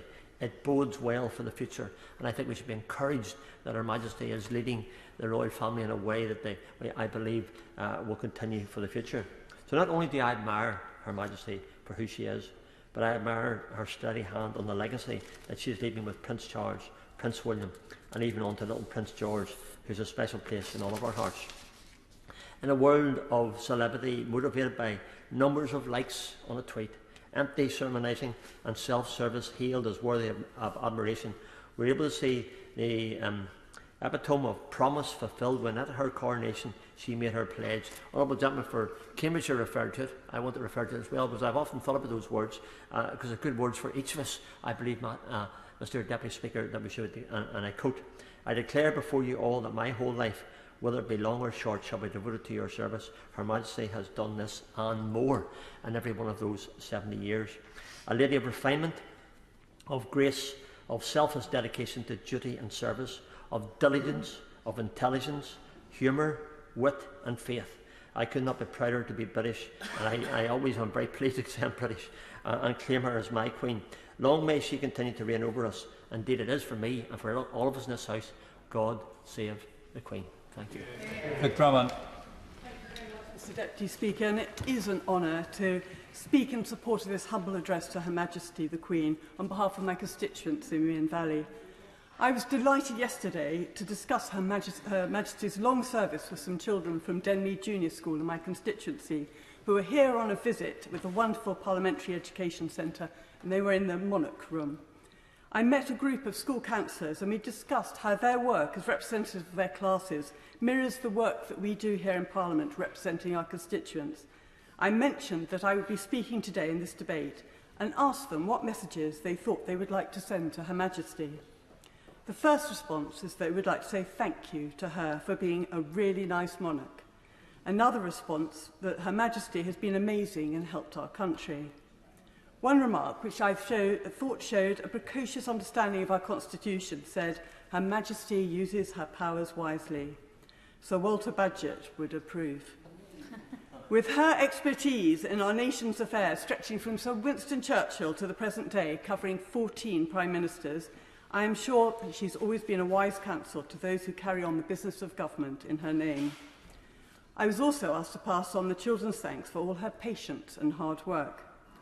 Everyone recognises how hard Her Majesty has worked throughout her life, but I was struck by the word patience. Her Majesty has remained patient and dignified, despite some vicious commentary in the media at times about her and her family, and I think we can all here empathise with that. I was pleased the children recognise there are bound to be times when being our sovereign is not easy or without complications, and yet Her Majesty has remained dignified and resolute. And lastly, the Council thanked Her Majesty for helping lots of different countries. Her Majesty began her life as the daughter of a king emperor, and during her own reign has seen the transformation of lives of millions upon millions of people into democratic, self-governing societies. Most of them have retained their links to us and to each other through the Commonwealth. In many cases, these links have been strengthened through migration. As head of the Commonwealth, Her Majesty has been the most respected figure in world affairs throughout her reign. I know this Jubilee will be marked around the world as an expression of love for our sovereign. My own life began in Aden, which was a British protectorate, and I spent most of my childhood in Commonwealth countries in the Middle East, while my father served Her Majesty for 46 years. In every country, Her Majesty is recognised as a symbol of stability and continuity. Many millions of people, like my father, have now served in the name of Her Majesty, and she herself is a veteran, having served in the Auxiliary Transport Service during World War II. In the armed forces, she and other women of her generation were trailblazers in their roles which had previously not been open to them. And over the years, their successors have now been able to break into more and more careers previously reserved for men. In the armed forces in particular, I'm pleased that we're finally doing away with the last anachronisms of ranks, which reflect an assumption that they are held by men. But I'd just like to end by just reflecting again on how pleased I was at the response of children I met at Denmead Junior School yesterday. It gives me confidence that Her Majesty's examples of the values we should all aspire to and hope that our children adopt continue to resonate with people whose own lives will stretch well beyond our own. Long may she reign. Gerald Jones. Thank you, Mr Deputy Speaker. It's a pleasure to be called in this debate today to mark the Platinum Jubilee of Her Majesty the Queen on behalf of constituents across Merthyr Tydfil and Rhymney. As has been said, most people in this country simply do not remember a time when the Queen was not there, as the ever-present and reassuring presence that she's been through dramatically changing times, over 70 years, in itself a truly remarkable achievement. I'd like to take the opportunity briefly to reflect on the links between the Queen and my constituency. In my own case, there have been a number of examples of visits to Merthyr Tydfil and Rhymney, none more poignant than the multiple visits Her Majesty the Queen has made to the village of Aberfan. The first visit just days after the tragedy in October 1966, and the most recent to open the new Anis Owen Community Primary School in Aberfan as part of the Diamond Jubilee Tour in April 2012. I know many people in Aberfan and across the constituency appreciate the special bond that they have with the Queen and the royal family. Mr Deputy Speaker, I believe sincerely that the Queen and the royal family are a huge asset to our country. The Queen in particular is there to represent the whole nation and be a conduit for national events, but also to provide reassurance in difficult times.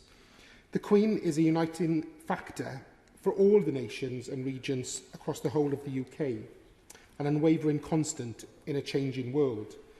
The Honourable Lady for Dwyfol Meirionnydd spoke earlier about the links to Wales, and I think it's important to recognise that for every opening session of the Assembly and now Senedd, the Queen has been present to open officially from 1999 until October last year, when the latest Senedd was opened. From a young age, I have been always passionate about community, and particularly community spirit.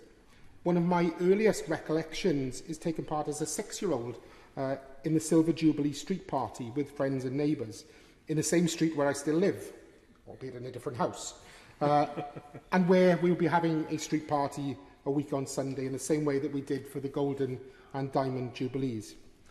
Community spirit is still very much alive in many of our communities. Whilst it's not as strong as it once was, it is still there.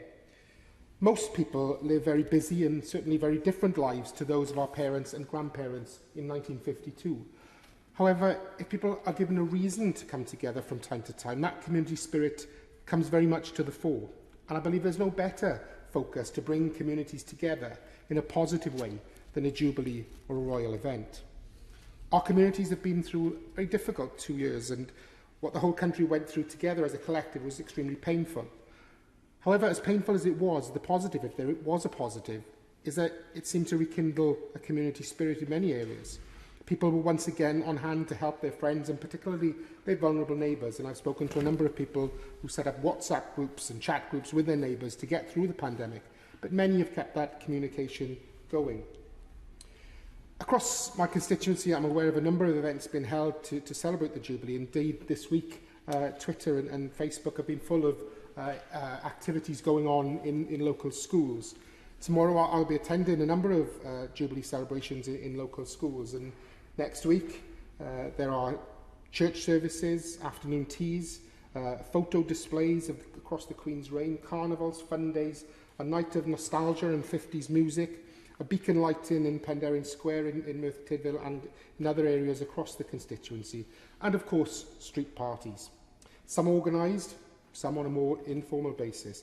But all of these events will have two things in common. First, to mark the Queen's service to our communities and our country over 70 years, but it will also bring people together in a national celebration, a fitting tribute to acknowledge Her Majesty's service to our communities and our country, and indeed the Commonwealth.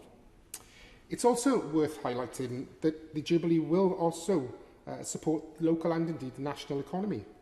I've spoken to organisers of community events over the Jubilee weekend who have commented on the difficulties they've had in securing things for their events. One told me they had difficulty in hiring a face painter for the children, stating that people that they'd contacted had told them that they'd been booked for weeks, but in the last month were having 3 or 4 calls a day for bookings over the Jubilee weekend. Other organisers have said they're struggling to get cabaret artists for the Jubilee weekend, being told by agents that their acts have been booked up for months in advance. And some organisers have even struggled to hire portaloos for outside events. I hope they're successful in getting those. But in all seriousness, I think it represents the scale of activity going on across the Jubilee weekend. It will certainly be busy in many communities with a range of events, but it will inevitably lead to that boost for the local and national economy. In conclusion, Mr Deputy Speaker, I return to the role of the Queen herself. For over 70 years, as we know, she's been a constant. She's demonstrated a lifelong commitment to the service of the nation and the Commonwealth. She is the longest reigning head of state in the world, the longest reigning monarch in British history, the longest reigning female monarch in history, and, as Mr Speaker said in the opening address read by Madam Deputy Speaker, the third longest reigning monarch in world history. But just as an update, in just over 20 days' time, she will become the second reigning longest serving monarch in world history, and only 2 years to overtake Louis XIV to become the longest. That's some achievement.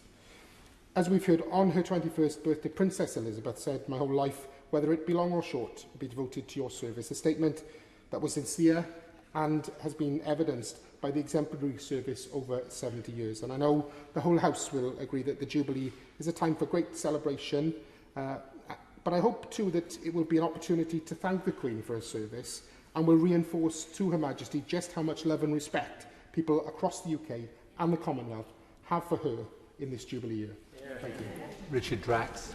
Thank you, Mr Deputy Speaker. It's a pleasure to follow the Honourable Member and to follow all the gracious speeches right across the House. And what an honour and a privilege it is for me personally to speak on behalf of my constituents from South Dorset, a very loyal county, to mark the Queen's remarkable 70-year reign, Mr Deputy Speaker. In fact, the monarch's longevity is such that Platinum Jubilee is not defined in the compact Oxford English Dictionary, whereas Golden Jubilee is. The publication refers to the latter as the, quote, the 50th anniversary of a significant event. It certainly was. But can I make a suggestion for the former?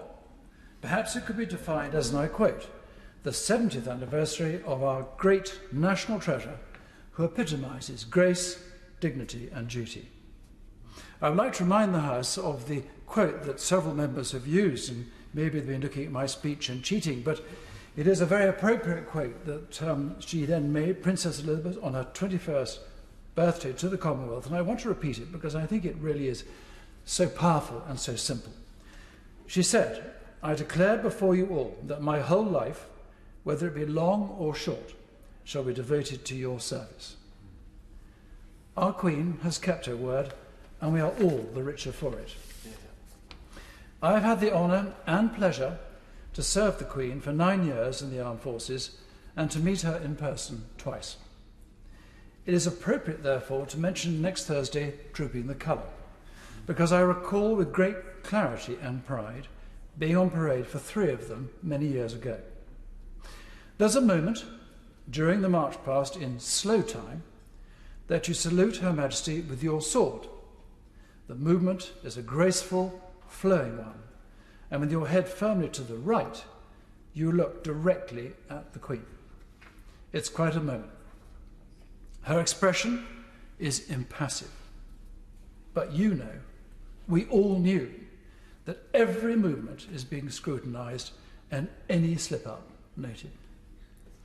Her attention to detail is legendary, and for those who get it wrong, really quite scary. The loyalty the Queen commands from the military is one of the many reasons our armed forces are the best in the world. Many friends who fought in the Falklands War told me that their best friend was the soldier beside them. But the loyalty to Queen and country too drove them to commit acts of bravery that no one, under normal circumstances, would consider doing. It's called service and sacrifice, which in my humble opinion epitomises the Queen. As I've said, I've met the Queen twice. On the first occasion, our battalion, based at Wellington Barracks, not far from here of course, was graced not just by one Queen, but 2, the Queen and Queen Mother. They were attending the presentation of new colours, and that photograph hangs proudly on my wall. The second occasion was when Her Majesty opened the Weymouth and Portland National Sailing Academy prior to the Sailing Games in my constituency.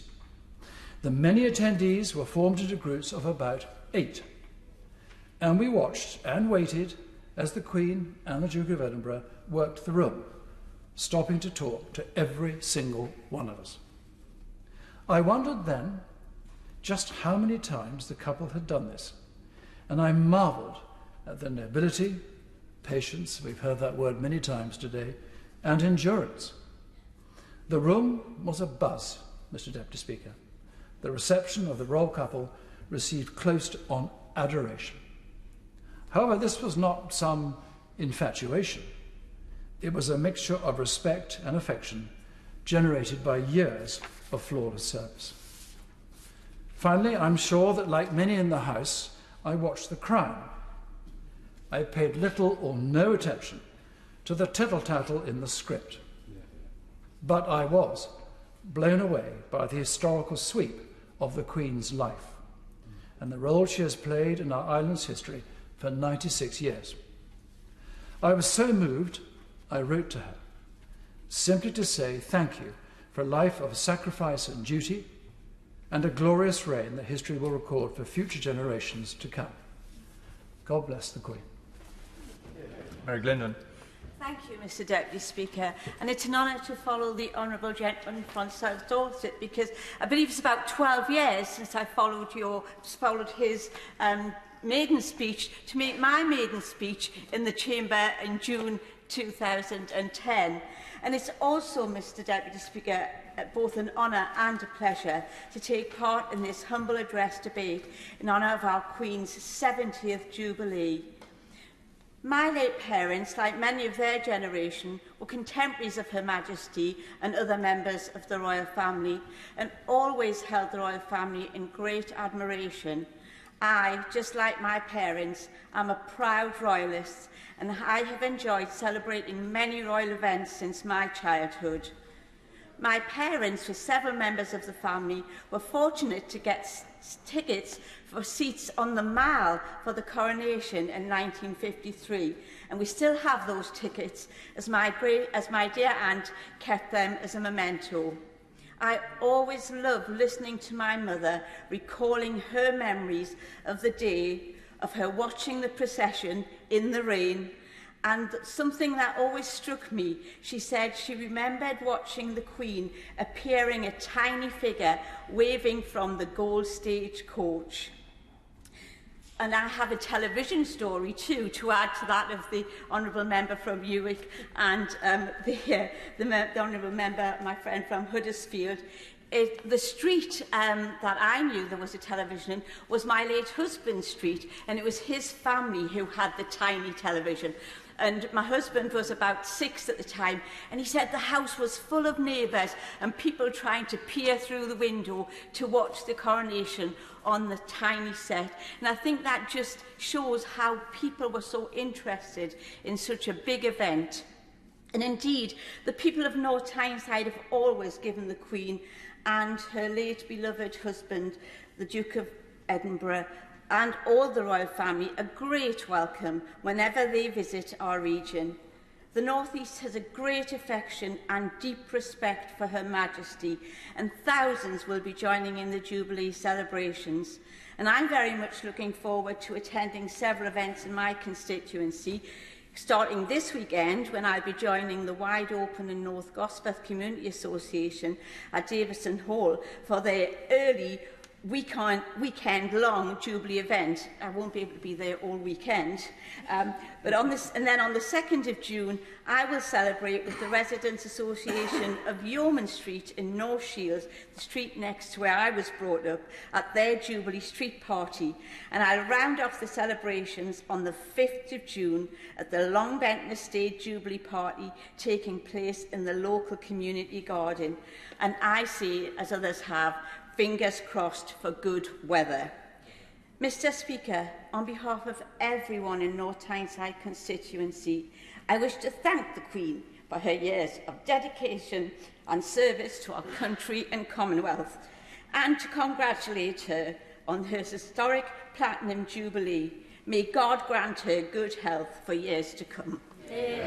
James Wild. Thank you very much, Mr Deputy Speaker, and it's a pleasure to rise to support this humble address to Her Majesty the Queen. And in doing so, I'm mindful that while all my constituents are important, the Queen, through her Sandringham estate, is undoubtedly the most special. And Sandringham, in my North West Norfolk constituency, has long been held in affection by the royal family, with George V describing, "Dear old Sandringham, the place I love better than anywhere in the world." And having ascended to the throne at the age of 21, the Queen has lived her life in the public eye. But it's Sandringham that offers a retreat and a place for family gatherings where she can enjoy privacy, relaxation, and of course her country pursuits. And it was Sandringham where the Duke of Edinburgh, who played such an immensely important role in supporting Her Majesty, chose to spend his time when he retired from public life, to enjoy the sanctuary that it offers.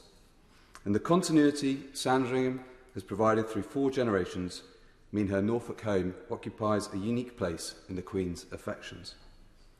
Now, her love of horses has been well remarked upon in this debate, and a racehorse stud was first established there by Edward VII.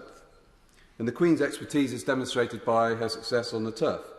Just last weekend, one of her horses, King's Lynn, was a winner at HAYLI.AM Park, and it's expected to run at Royal Ascot next month. And if I can offer the House another tip, the bookies are offering odds of 14-1 at the moment, which I think is a pretty good price. And although it is foremost a family home, perhaps known most famously for that Christmas Day walk with the Queen and the royal family to the church in Sandringham, Her Majesty is much loved by the communities, the close-knit villages around Sandringham, and is a very special part of those communities, communities who let the royal family and the Queen go about their business largely without fuss. Indeed, on one occasion it's reported that in a shop a local assistant said, "You look just like the Queen," to which the Queen is said to have replied, "How reassuring." And Her Majesty is a stalwart of that other constant in our nation, the Women's Institute, having been a member of the Sandringham branch since 1943. A few years ago, as they marked their centenary, the branch took part in a version of the TV quiz Pointless, with the Queen naturally leading her team to victory. And on that occasion, she said, "Of course, every generation faces fresh challenges and opportunities. As we look for new answers in the modern world, I, for one, prefer the tried and tested recipes, like speaking well of each other and respecting different points of view, coming together to seek the common ground and never losing sight of the bigger picture." Those words capture the essence of Her Majesty the Queen's dignified approach to leading our nation over the last 70 years. And across North West Norfolk, the Queen is greatly loved. And to celebrate this extraordinary year, we'll be having events, beacons will be lit, street parties will be held. There'll be a musical royal salute involving over 1,000 school children and adults, as well as new trails and paths opening up areas of the countryside that are special to Her Majesty, and much, much more. And all of those events are a very fitting way for my other North West Norfolk constituents to honour her continuing remarkable service to our country. Clark. Thank you, Mr Deputy Speaker. It's an honour and privilege to speak in this humble address to Her Majesty. I want to echo the words we have heard from honourable and right honourable members across this House and wish Her Majesty the very best on the occasion of her Platinum Jubilee. The warmth and affection we have seen towards Her Majesty from all sides, and a place where we often disagree, shows how important a figurehead she has been for our country over the last 70 years. One of the few constants throughout the incredible change we have seen in that time has been Her Majesty's steadfast service, despite the many challenges she and our country have faced. It is not too fanciful to say she has now become the metaphorical mother of the nation. Her commitment to our country has been truly unwavering, and we all owe her a debt of immense gratitude. My constituency of Enfield North has a number of celebrations taking place to mark Her Majesty's Platinum Jubilee.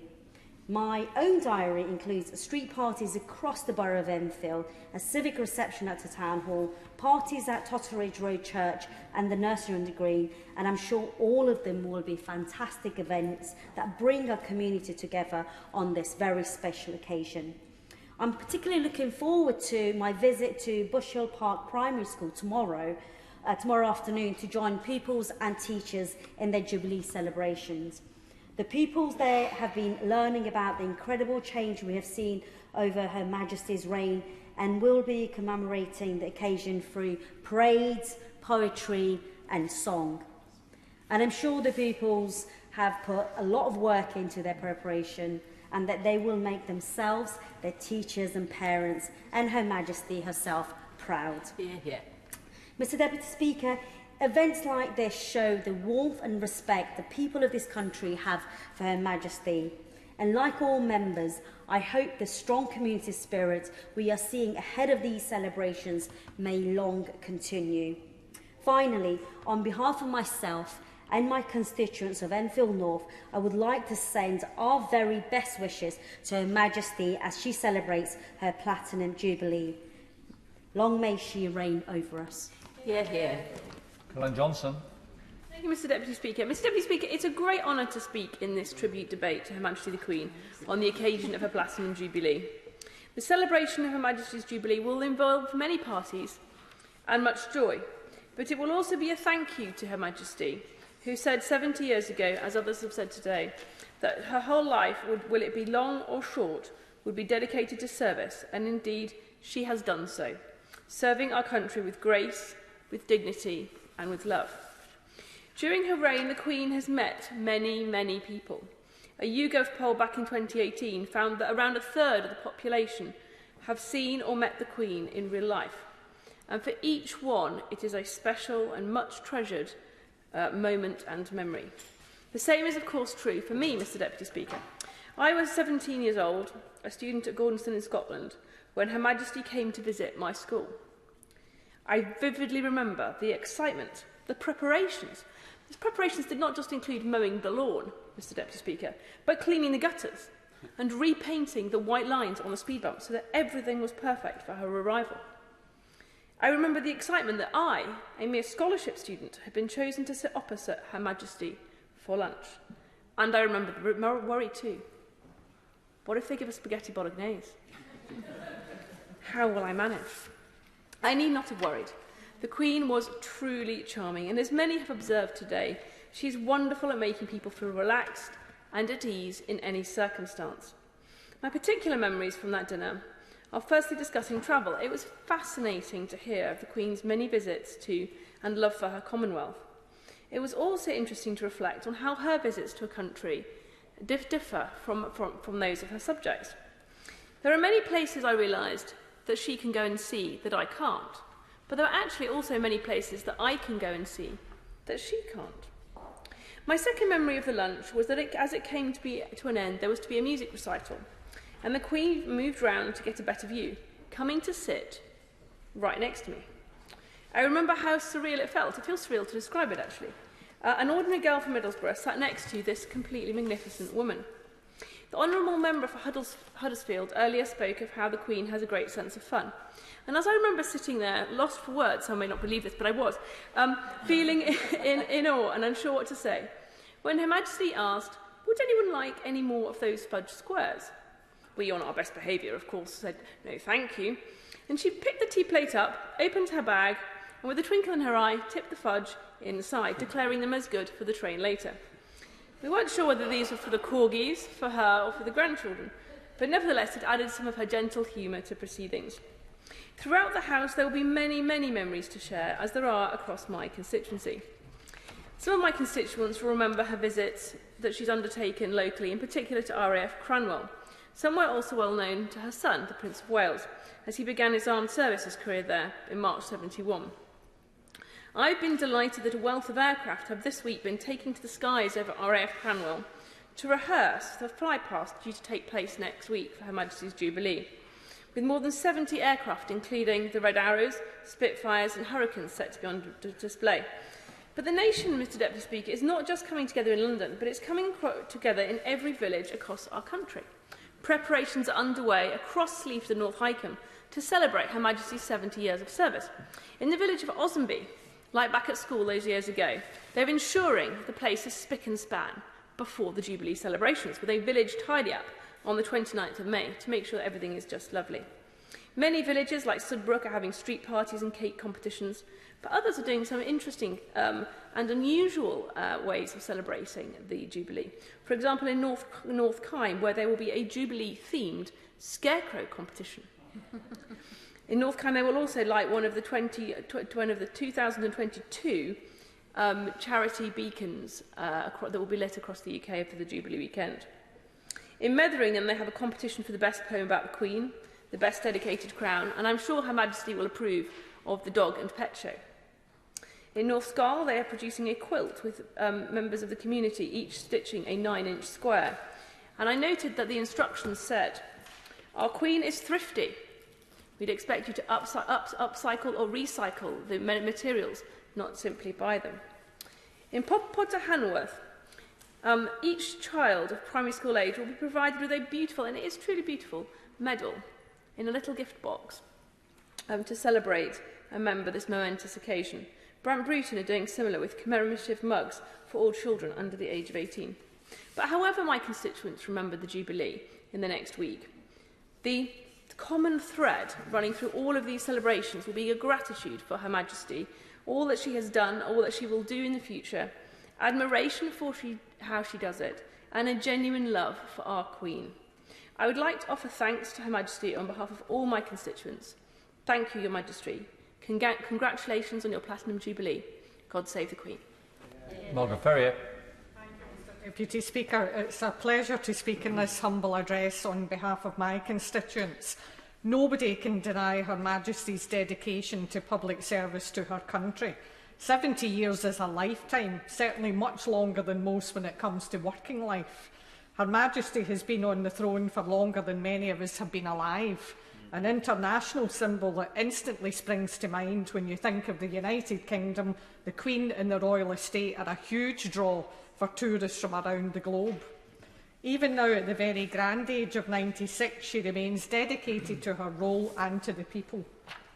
Her Majesty is notably the most travelled of any monarch to precede her, and in the Commonwealth alone has made in excess of 250 visits over her lifetime, from Canada to France, and who could forget, of course, Rutherglen.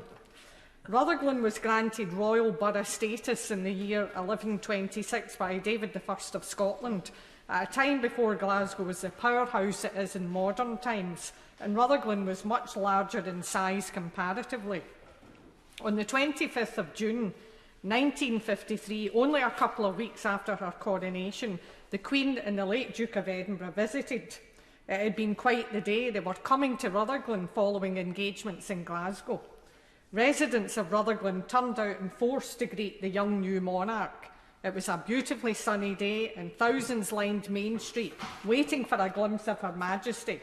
Children in particular were excited to see her, taken from schools to see the visit, screamed in delight when her car passed. She remarked to the Provost that she had never seen so many children turn up at a visit. The Provost said that the children had given them the kind of reception only children can give. Those children will be well into old age now, in their 70s and 80s. Her Majesty took tea in the town hall before signing the visitors' book, and then off she went to Rutherglen train station, to the Royal Train and on to the next destination. Even more popular with Her Majesty is Blantyre, also in my constituency. She has visited several times. In 1929, when she was still Princess Elizabeth and a small child accompanying her mother, who opened the David Livingstone Museum. The museum, which I brought to the attention of the Leader of the House just 2 weeks ago, is still going strong. It's recently been completely refurbished, and I'm sure she would love to visit it again and see what has changed. In 1942, she visited again as part of a series of visits designed to boost wartime morale. And in 1962, after she was crowned, she visited again to the train station as she made her way back from a visit to East Kilbride. This year's celebrations will be more modest in the constituency. Rutherglen West and Wardlaw Hill Parish Church will be hosting a street party following the success of the party they threw for the Diamond Jubilee, which made it on to BBC News. Rutherglen Community Council have decided to establish a subgroup to launch a more permanent legacy to Her Majesty's 70-year reign. The Community Council are pulling together a 5-year plan which they hope the local community can be actively involved in. I understand there are a few smaller private celebrations being held around Rutherglen too, in the form of lunches and teas hosted by members of the community. And I'm looking forward to attending a beacon lighting hosted by North Lanarkshire Council, supported by South Lanarkshire Council. The invitation came from the Lord Lieutenant of Lanarkshire, Lady Susan Hawkey. Lady Hawkey and other Lord Lieutenants across the UK are the Queen's personal representative in each lieutenancy area. These days it's more of an honorary title presented to persons of note in each area, but historically each Lord Lieutenant had military responsibilities. In summary, Mr Deputy Speaker, my constituency has long had royal connections, and I admire Her Majesty's 70-year contribution to public life. That sense of duty and that enduring commitment is worthy of our celebration. Thank you, Mr Deputy Speaker. Short of words is not a condition that many people associate with me. But I don't mind telling the House that I have struggled to put into words on this occasion how much I and so many people across Rushcliffe admire Her Majesty the Queen and how much all of us as a country owe to her. Although colleagues will see, I have got through it. History is populated by many great figures. Great leaders like George Washington, Winston Churchill, Margaret Thatcher. Great scientists like Isaac Newton, Charles Darwin and Marie Curie. Great authors like Jane Austen or William Shakespeare. But the measure most often used to define historical eras is the reigns of great individual monarchs or families. The Tudors, for example, or the Stuarts. And the reigns of the greatest monarchs name entire eras, like the Victorians. The question, Mr. Deputy Speaker, sorry, I promoted you prematurely, is what future historians will make of our era. What will they call us? I have a prediction. I believe we will be a first. I think that for the first time in history, an era will supplant an earlier one and take its name. I refer, of course, to the Elizabethans. Historically, the era we call Elizabethan stretched from 1558 to 1603, the reign of Elizabeth I. She represents a great era, with everything from our discovery of the Americas and the defeat of the Spanish Armada to the invention of the first flush toilet. But I believe that era is fated to be subsumed into the broader Tudors. And 500 years from now, when people talk about the Elizabethan era, they will talk about the reign of Her Majesty Queen Elizabeth II. For her reign is longer, more significant, and more transformative. Throughout it, as Mr. Speaker himself has said, our country and our world has changed almost beyond recognition. In eras past, the monarch was a remote, distant, and unseen figure. And now, for the first time in history, our Queen has had a direct impact on a huge number of us. As the Right Honourable Gentleman, the leader for the opposition, has said, she is one of the most famous faces in the world. Although perhaps not to everyone, everywhere. I recall the famous story of the time Her Majesty drove herself to the Royal Windsor Horse Show. Greeted by a guard who didn't recognise her, she was told, "Sorry, love, you can't come in without a sticker." The Queen, unfazed, replied, "I think if you check, I will be allowed in." The Queen has transformed the relationship between the royal family and us, her subjects. For decades, she has been a steadying force at the heart of our country, but also a role model to so many. She epitomises duty, public service, and a tireless commitment to this country and to the Commonwealth. For the last 70 years, Her Majesty the Queen has worked on our behalf.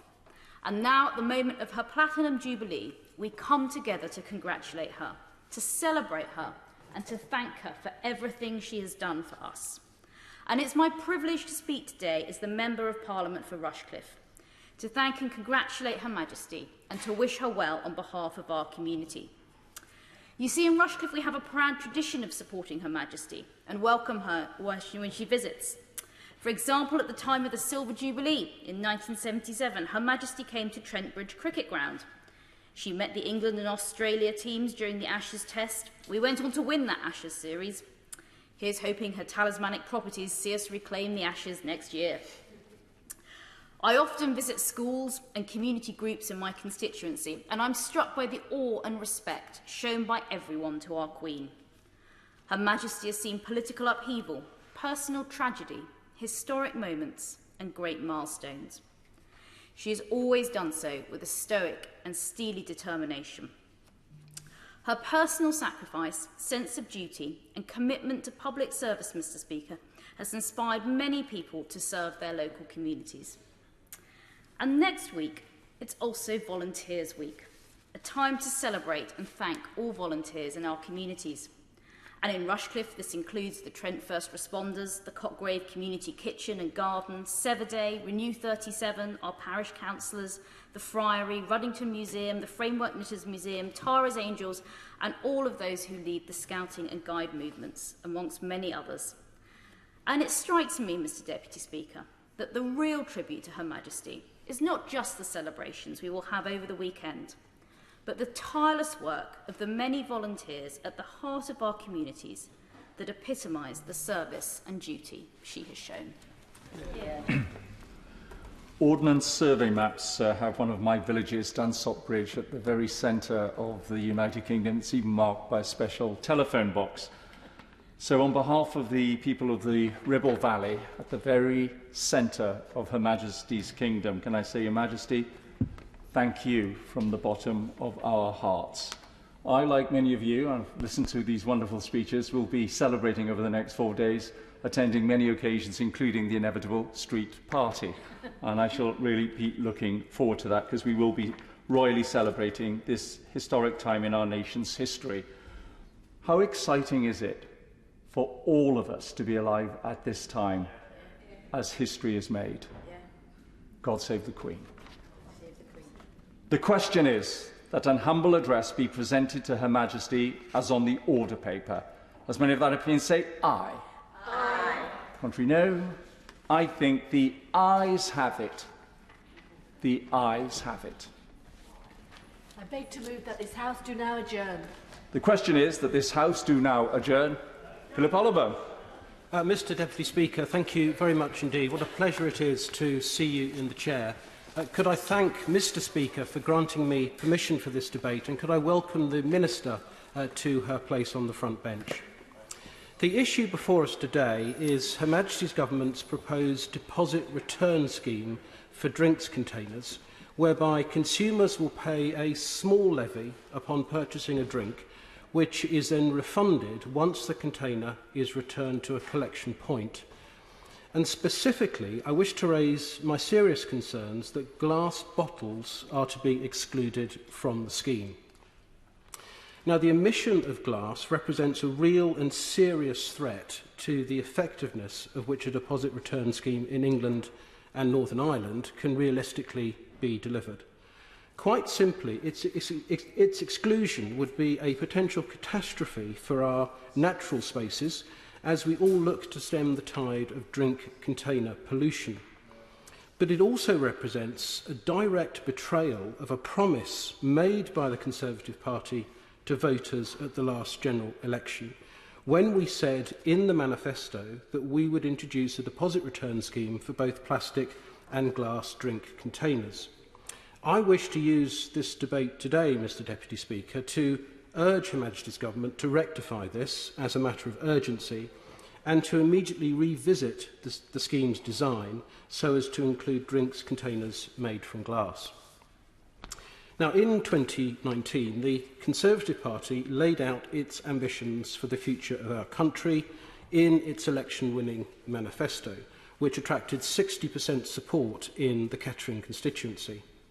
Central to our aspirations was positioning Britain as a world leader in rising to the environmental challenges which are facing our planet today.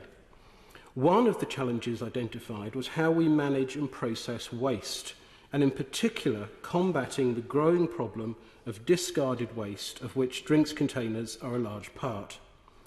In that manifesto, the Conservative Party outlined plans for a world-class deposit return scheme for drinks containers in a bid to minimise their impact on the environment. The manifesto said, and I quote, "We will crack down on the waste and carelessness that destroys our natural environment and kills marine life. We will introduce a deposit return scheme to incentivise people to recycle plastic and glass." I would be honoured and delighted. First of all, congratulate the honourable gentleman for Carrington for bringing this forward. Back home in Northern Ireland, in my constituency and my council area of Ards and North Down, the council have a strategy and a plan of action for recycling. It includes many of the recycling and doesn't try to leave anyone out or any part of it out. What the honourable gentleman is saying, that glass needs to be part of that recycling programme and there needs to be a commitment. And my council, each household has a glass return system and a plastic basin to put the glass into. You can also go to your recycling centres, which are probably no further than 3 miles from any one person.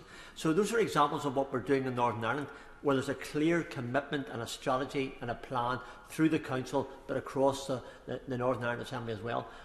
Would the honourable gentleman like to see that as perhaps a strategy that we should be doing more with? Well, I thank the honourable gentleman for his very helpful and interesting intervention. I commend his local council for their recycling efforts. There are similar schemes across the 4 nations, but as I will come on to later in my remarks, the problem with leaving glass out of the deposit return scheme is that it will be a missed opportunity to increase overall glass recycling rates to the best international standards. And at the moment, my understanding is that the government's proposal for the deposit return scheme in England and in Northern Ireland will be different to the deposit return schemes in Scotland and Wales, which will include glass. And one of the difficulties there is that there'll be different deposit return schemes in the different parts of the United Kingdom. Mr. Davis, I think again for let me come back once more. One of the things, again, just to illustrate the point and support the Honourable Gentleman and what he's putting forward, is that the recycling schemes in our council area have in a way reached their peak, and that's a problem. So what I think the Honourable Gentleman is referring to, and what I would fully support as well, and I know the Minister will give her comments on the matter whenever she comes to the floor, is some way of raising awareness with the recycling. And this could very well be the way of doing that, that there will be a reimbursement advantage for those people who recycle their glass or are prepared to do so. So whatever the Honourable Gentleman is saying, and I'll take a copy of this handset and I'll make sure that I refer that to the relevant Minister at the Northern Ireland Assembly to do the very same, as anticipation of what the Minister will say in return. So, Mr Deputy Speaker, as is usual across so many issues, the Honourable Gentleman and I are on the same page on this issue.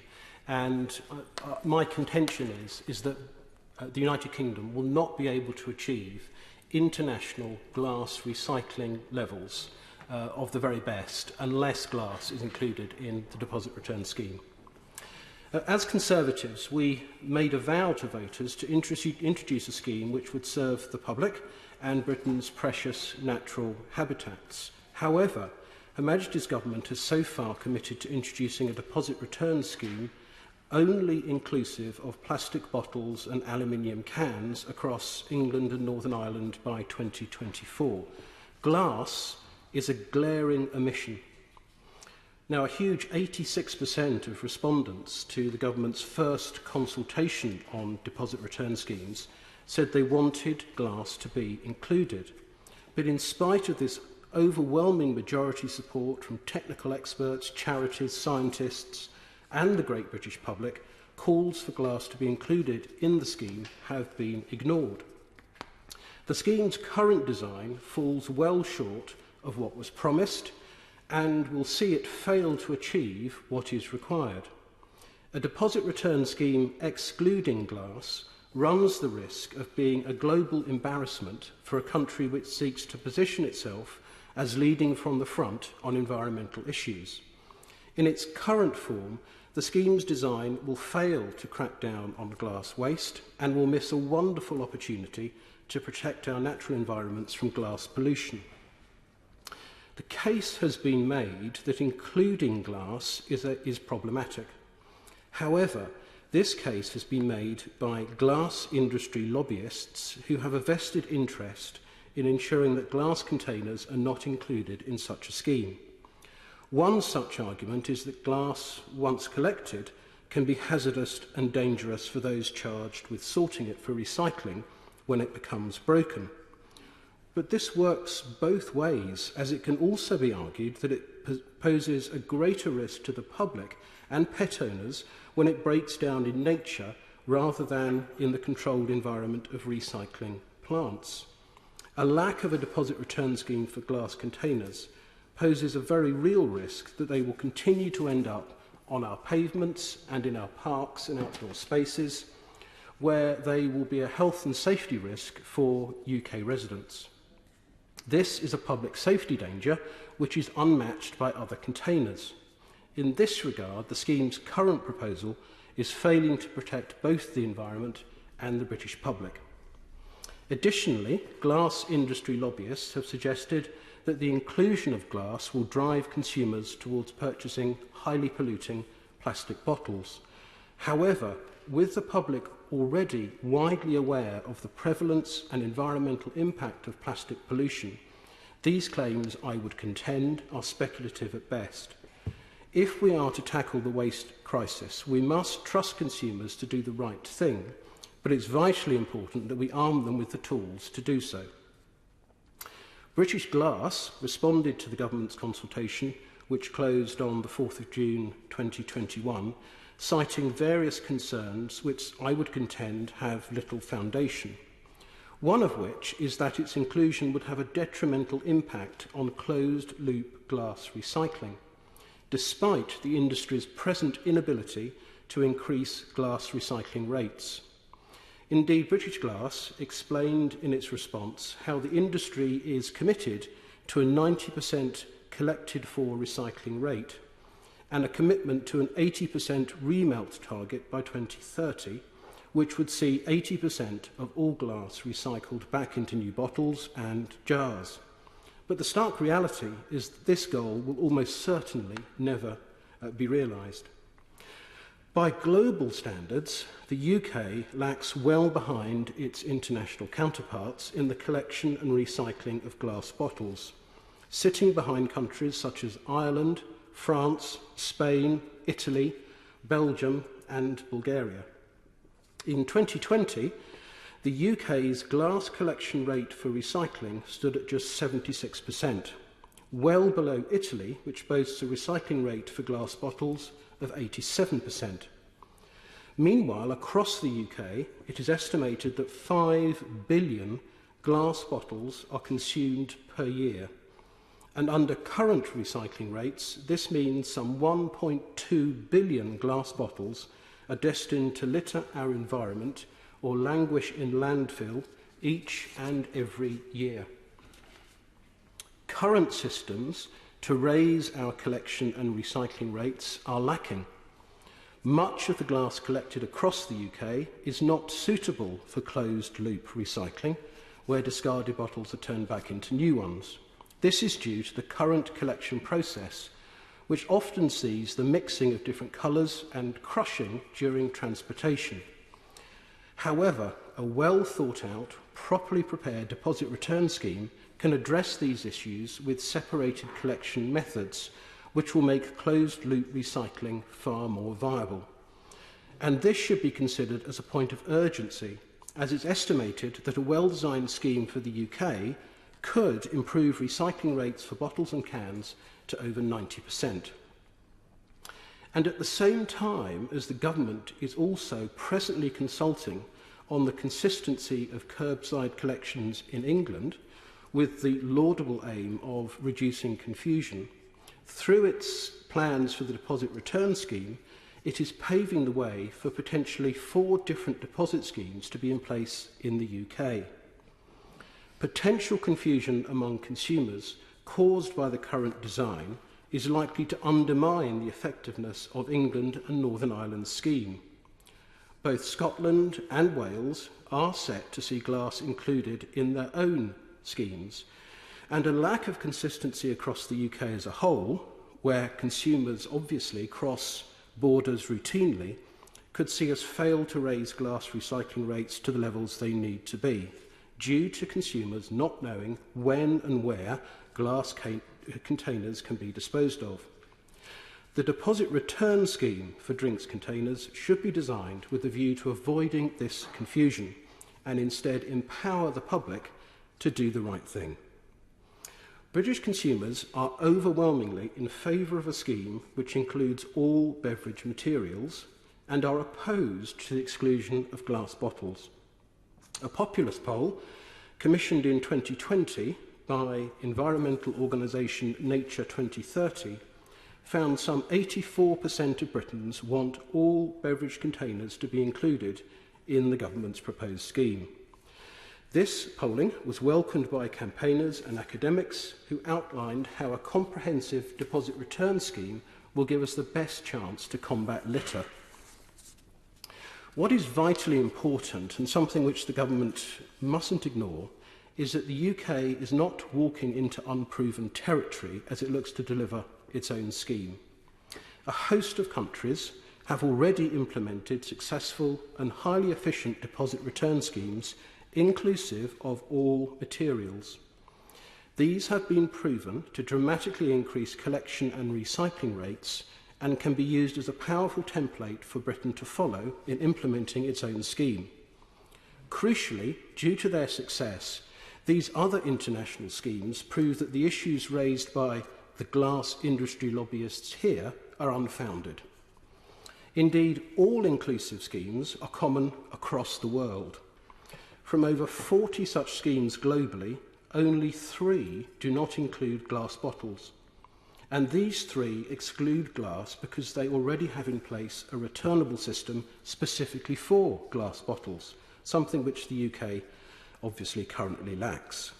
Australia implements a deposit return scheme which also covers beverage cartons, while Canada's scheme includes cartons, bags and boxes and plastic pouches. Finland and Denmark, which are considered to implement world-class return schemes, enjoy an incredibly high return rate of 94% and 92% respectively.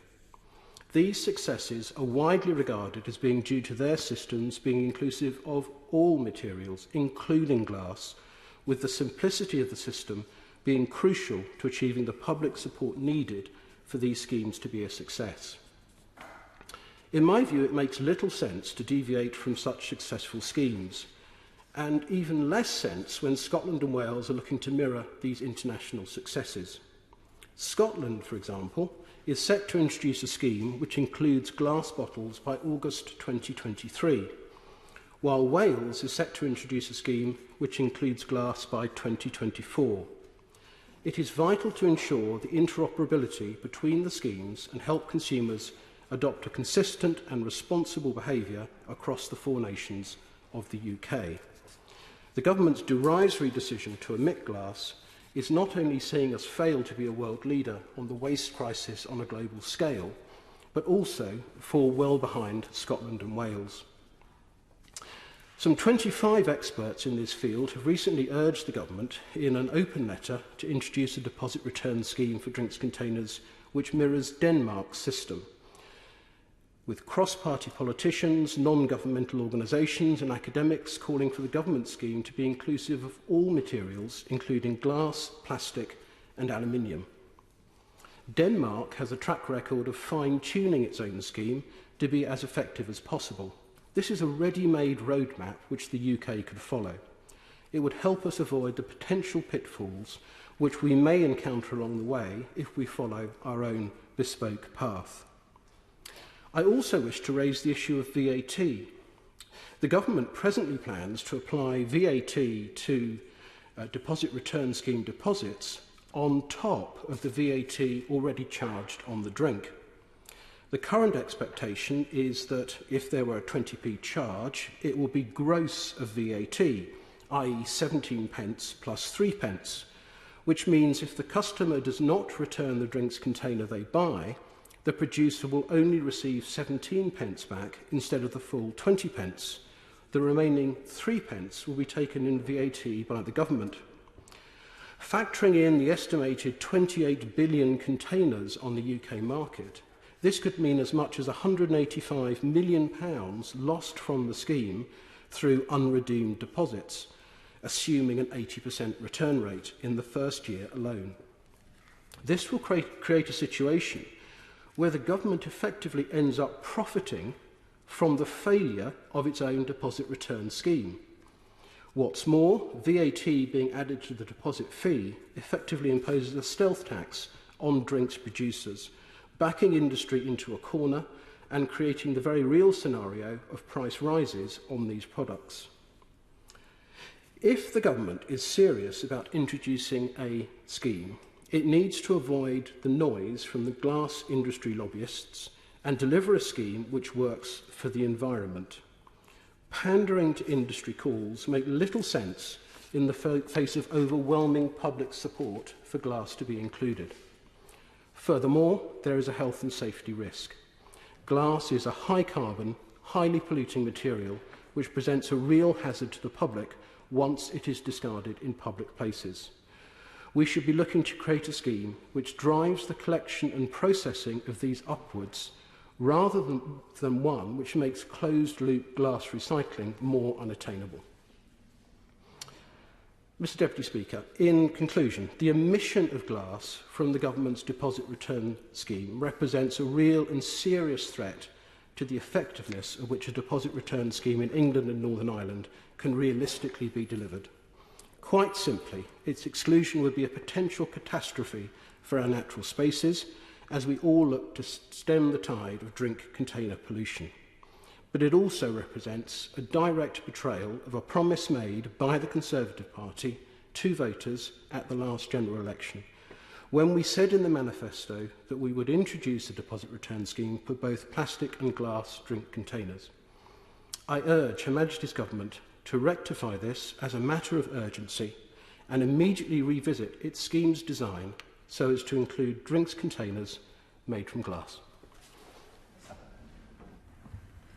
Thank you very much indeed, Mr. Deputy Speaker.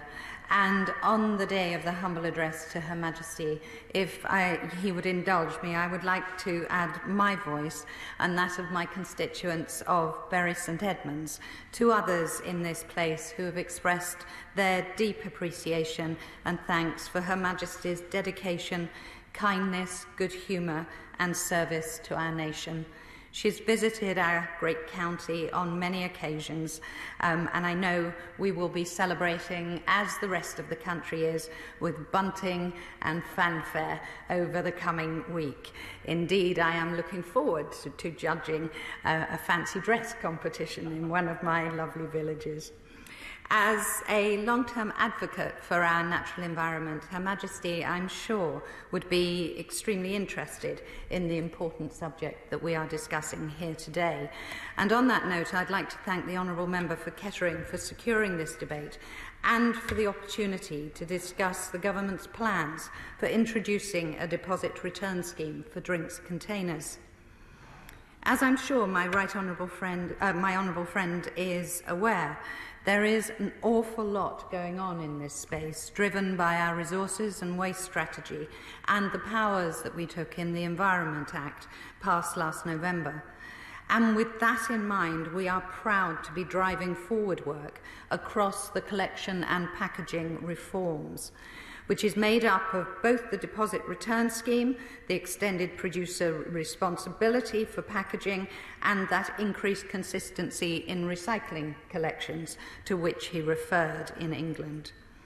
DRS is pivotal to this government's commitment to increasing recycling rates.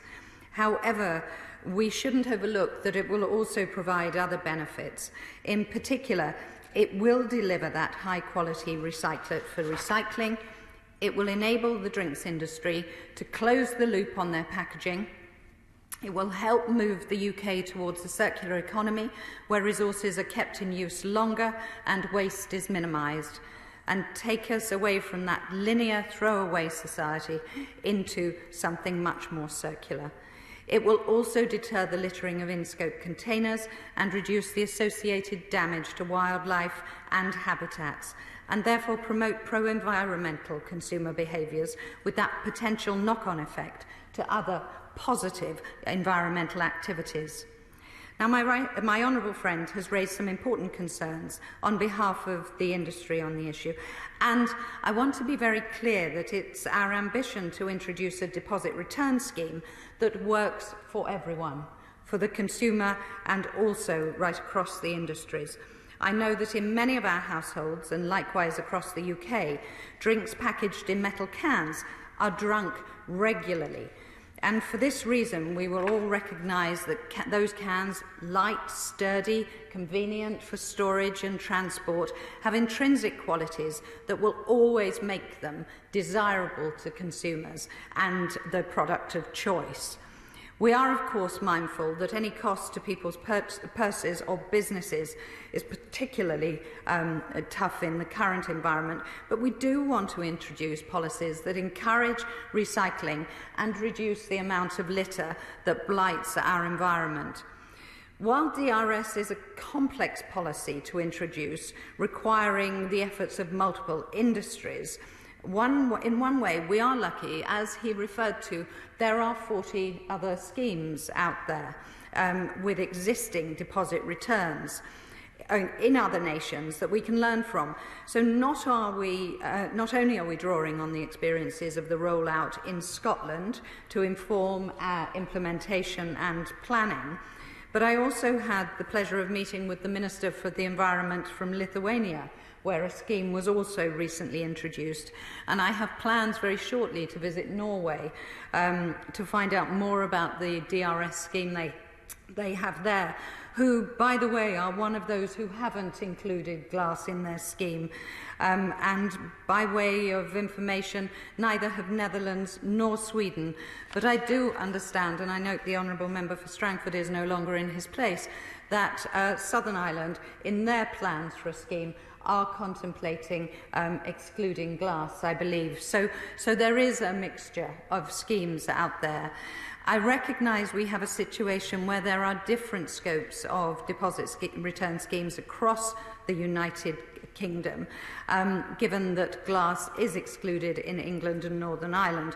But we remain totally committed to working with the devolved administrations and to ensure that there is a completely coherent, interoperable system across the UK. Now, excluding glass does actually offer us an opportunity, in my view, to look at options, how we incentivise the reusable schemes for glass. And those containers that are not within the deposit return scheme are within the extended producer responsibility scheme. So exclusion doesn't mean in any way that we aren't making policy to improve the reuse, recycling and resource efficiency of these things.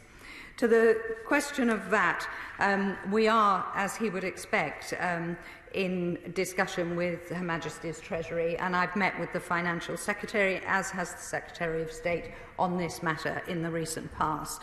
Ultimately, DEFRA's ambitious collections and packaging reform agenda cannot be delivered by government alone, and the deposit return scheme will be an industry-led scheme.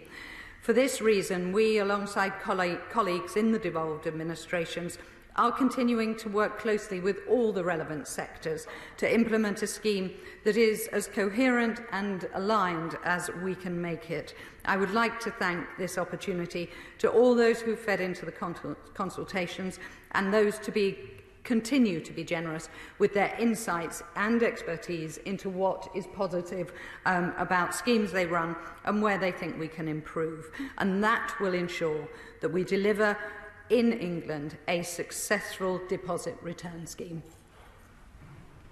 Before I pose the question, just want to wish, on behalf of the Speaker and the Deputy Speaker team, everybody working at the Palace of Westminster, a most glorious, historic Platinum Jubilee weekend, 4-day celebration next week. The question is that this House do now adjourn. As many of that have say aye? Aye. If you know, I think the ayes have it. The ayes have it. Order, order.